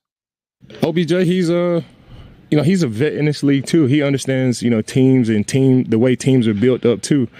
And I'm sure, when he looks at our team, I'm sure he can see himself fitting in our team. And, he's going on tour now. He's going to, Giants practice facility and the Saints and Tampa and all that stuff, which you should, you should go around and see the league and, get the love. He's still on Super Bowl tour. He's done just about everything in this league. You want to go around and you want to get the love. But just me personally, I like just the way I like to think. I think when it's time to, start, chopping the block, and I think when it's time to get down to business, we already know where he's gonna be at. We know, just in my eyes, I think I know where he's gonna be. Look, I know you guys heard that last couple of seconds that Von Miller said, "Yo, when it's time, right? When it's time for business, I think we all know where OBJ is gonna be at." Now, that's why I asked the question: Does Von Miller know something that we don't? Right? OBJ is out there, like he's mentioned, on a Super Bowl tour. He's touring these facilities and these teams and all that kind of stuff. But at the end of the day, he's like, "Yo, we all know where OBJ is going to end up being." At least that's how I feel. He kind of corrected himself at the end of that. Could OBJ find his way to Western New York? That is a valid question, because when you look at the current wide receiver depth right now, and obviously we know he's injured. We know he's not 100% healthy, and we know he probably can't contribute until later in the season. Like my man Alex says, Von for sure has an inside track on OBJ's thinking. Absolutely, they're great friends. And and Von Miller is his spokesperson right now. He's talking him up right now. And I guarantee he's already had a conversation with Brandon Beane, look, bring this man when he's fully healthy, and it's time to start talking. You won't regret it. You saw what happened with the Rams when he came on. Before he got injured, especially in the Super Bowl, he was on his way to being the Super Bowl MVP. We all saw it, right? Say what you want about OBJ's antics, all that kind of stuff. He wants to win again. And you cannot sit there and tell me, honestly, with straight face, Bills Mafia, that if OBJ was inserted into this offense right now, or maybe not even right now, but as the year progressed and he got healthy and he's fully healthy and he comes in and you've got Stephon Diggs, you've got a healthy Gabe Davis, you have Isaiah McKenzie, you have Khalil Shakir, and then you add OBJ into the offense, which in my opinion, he will be one like the top three, right? So you got Diggs, Davis, OBJ, plus McKenzie and Shakir. You cannot tell me right now that is not a potent wide receiver room that would bring fear into opposing defenses. You can't tell me that he does not help this team win and help this team be better. Just from a physical standpoint, when you look at what he brings to the table, he still has the goods, ladies and gentlemen. The guy can still ball out. Make no mistake about that. And so when I'm thinking about it, I'm listening to Von Miller, I don't think he's just talking just for talk. You know what I'm saying? I think he actually has an inside track, like was said earlier, about what could possibly happen when it's time to start talking business, which we know business is probably not going to start until we find out for sure that he's healthy, fully healthy and ready to come on. So that's something that we need to talk about, or just, I guess, put it in the back of our minds and consider. I don't necessarily think that Brandon Beane is going to bring him on right now. He could, and give him the chance to learn the offense. So that way, when he's fully healthy, he can just be immediately inserted into the offense with no hesitation, with no time to learn or whatever the case may be. I actually like that idea as opposed to waiting until he's fully healthy, which could be November, could be December, we don't know, and then bringing him on then, and then you have to wait for him to learn the offense. If you want to get the most out of him right now, I think give him the chance right now to learn the offense and get around this group of guys in the wide receiver room and the team. Let him gel in the locker room first. So that way, when he's healthy and he's good to go, boom, you insert him to the offense. and we don't miss a beat. I actually love the idea of bringing OBJ into the wide receiver room. And then my fifth storyline as I close out the show is that I think that the Bills defense is getting healthy at the right time. At the right time. And I get it this early, but man, look here. You can't get guys healthy soon enough, right? We all know that Trey White is able to now return to practice, though he didn't practice today. We know that he's able to return to practice now, if the team so desires. Sean McDermott said, and this according to Chris Brown, who wrote an article on the BuffaloBills.com website. He says that Sean McDermott said, speaking of Trey White, he continues to improve in his rehab, and we will get him back out there when he's ready. And look, and I just want to back this up by saying this. Like, as much as we miss Trey White, as much as we miss him, the fact that we have Dane Jackson healthy, which is incredible in and of itself, plus the emergence of Kyer Elam, I think that allows the Bills to be patient or more patient with Trey. Not saying that had the Bills been thin at cornerback that they wouldn't rush him onto the field. I think that they would absolutely still be patient with him until he's fully healthy because they value him not just as a player but as an individual, right? But the fact that we have guys like Dane Jackson and Kyer Elam on the squad, I mean, even Christian Benford, though he's injured and getting back healthy, who Sean McDermott even mentioned him as well as getting back healthy, it provides them with room to allow Trey White just to get back fully healthy. When will we see him? I don't know. But the fact that he is able to return at any moment now is great news. But what's even more encouraging is the fact that we have the depth at the cornerback position to allow him the time to come back strong and better than ever. And then talking about the Bills defense getting healthy at the right time, Sean McDermott also indicated that Jordan Phillips and Ed Oliver are improving as well.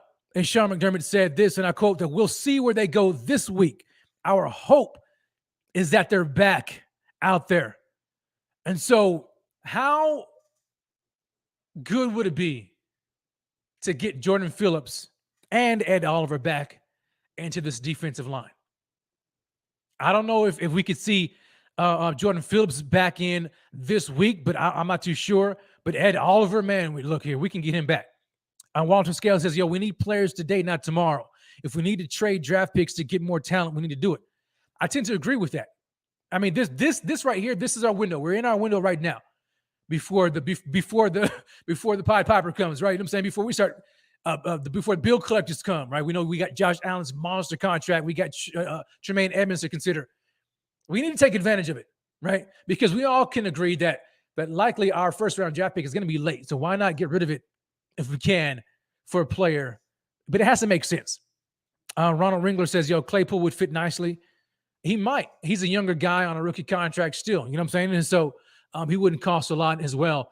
I mean, you could use a fresh start. I don't know, but listening to word out of Pittsburgh camp and listening to my friend talk about Claypool and his mouth, I'm not too sure that just from that standpoint that he fits, right? I just don't know. If he can't cut it in Pittsburgh with that type of an organization, and he keeps running his mouth like that, and I just don't know if that's something that the Bills coaching staff wants to deal with. Alex comes in, he says, Oliver and Phillips getting healthy will be huge in the trenches. Secondary's been holding it down, but when Trey comes back, this defense is going over the top. Man, when we talk about this defense, I'm glad you brought that up, Alex. When we talk about this defense, let's just look at some stats real quickly. The Bills defense right now, currently, they rank 4th in the National Football League in rushing yards per play. 4th in rushing yards per play, right? The 3rd in rushing yards per game. 1st in passing yards per game. 1st in QBR. 1st in total yards per game. 2nd in points per game. 5th in sacks with 13 sacks, with the lowest blitz rate in the National Football League right now at 8.8%. The team is already top 5. The defense, rather, is already top 5. We short up the interior of the defensive line to be that much more stout against the run. 4th in rushing yards per play, 3rd in rushing yards per game. The defense is phenomenal. So adding guys like Jordan Phillips and Ed Oliver can only increase this Bills defense. I mean, we saw what they looked like the first couple of weeks, right, in the season. I shudder to think how good they could be and how much better they will be going forward when you add Jordan Phillips to the squad, when you get him back fully healthy from his hamstring, when you get Ed Oliver back fully healthy from his ankle injury. Man, good luck. Good luck offenses, right? Good luck offenses. 5th in sacks. How long has that been since we were able to say that we can legitimately field a top 5 team in sacks right now? Though it's going on 5 weeks in the National Football League, we cannot understate that. Von Miller is doing everything we expected him to do, right? Greg Rousseau is looking like the second-year pro that we expect him to look like. We see the emergence of guys like Boogie Basham, AJ Epinesa, but then we've got guys that are unsung heroes across the defensive line. Daquan Jones, Tim Setta holding it down right now while Jordan Phillips and Ed Oliver get back healthy. Shaq Lawson coming back, showing why he excels in this defense. It's incredible. It's incredible to think about how good this Bills defense can be. Walter Scales comes in. He says, I never understand how we can watch all-time great head coaches like Bill Belichick, Andy Reid, Mike Tomlin, etc. get these players known as bad, quote-unquote, bad locker room guys and succeed and then think that we're too good for them. I don't necessarily think that we're too good for them. But what I'm saying is, and maybe you're talking about the guys like Chase Claypool, who I'm outlining. But if you can't succeed there in an organization like Pittsburgh, even though he has pretty good stats for a second year or for what, third, fourth year wide receiver, pretty good stats. But if you're on your way if you're on the verge of pushing yourself out of an organization like the Steelers, why would the Bills waste their time? Right? Why? I can see if it was some cut rate organization, you know what I'm saying? But man, you're talking about the Steelers. I don't know. We'll see. Jeff B says, Bean will weigh risk to reward. Absolutely he will. He will absolutely weigh risk to reward. No doubt about it. But I'm interested in seeing that on what the future transactions look like, because we are closely approaching the trade deadline. I know we've got a good month or so before that happens, but still, man, this time flies by. You know what I'm saying? And so we'll see. But you know what else has flown by? My time tonight, ladies and gentlemen. My time tonight has just flown by. It has flown by. And I cannot say thank you enough to all of you Bills Mafia, Buffalo Fanatics all around the world for tuning in to your man Rev on another episode of Rated Rev, brought to you by the Buffalo Fanatics. Thank you so very much, man. Thank you. I humbly appreciate you guys tuning in and week out and continuing to support me, because there is no Rated Rev without you guys. I say that all the time, but I mean it. It's the truth. There is no Rated Rev without you guys. So do me this favor. As we get ready to go out, as we close the show out, smash that like. Smash that like on the way out, okay? Because, Buffalo Fanatics, we are doing some things, man. In case you didn't know, the Buffalo Fanatics are that team. We are that network that you want to make sure you're plugged into throughout this, which was going to be and setting out to be an historic season for the Buffalo Bills. I appreciate you, Alex. I appreciate you so very much, man. Go Bills, ladies and gentlemen. But stay plugged in to the Buffalo Fanatics. Don't only just like this, right? But subscribe to the channel and turn on the bell notifications. And then on top of that, you want to stay tuned throughout the rest of the week. Friday night, my man Rico doing his thing. Rico Report Friday Night Live. We got the Twitter Spaces. My man Kev Syracuse is holding it down. You know what I'm saying? Him, Zach Vaughn, Evan Harrington, they all doing their thing on Twitter Spaces on Saturdays. You also want to stay tuned on Sundays, baby. The pregame show with the fellas. You know how we do it. And then followed by my man, Pierre the Kingpin. It's the Kingpin, baby. with the live show analysis, the live Bills game analysis. You want to stay tuned for that. And then you got the post game with Rico doing his thing again. And then Monday, you got the smoke break with my man Z-Bot. Look, we are all over the place. So stay tuned. Keep it locked right here to the best network, bringing you nothing but the best in Bills content, baby. You see the banner behind me? It's the Buffalo Fanatics Network. So next time, baby, grace and peace. God bless you. Keep it 100. Stay loving one another.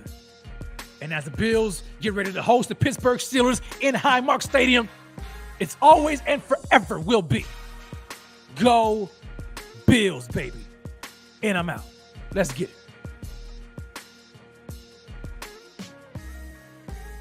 Wrong thumb. Let's go, baby. God bless and go Bills.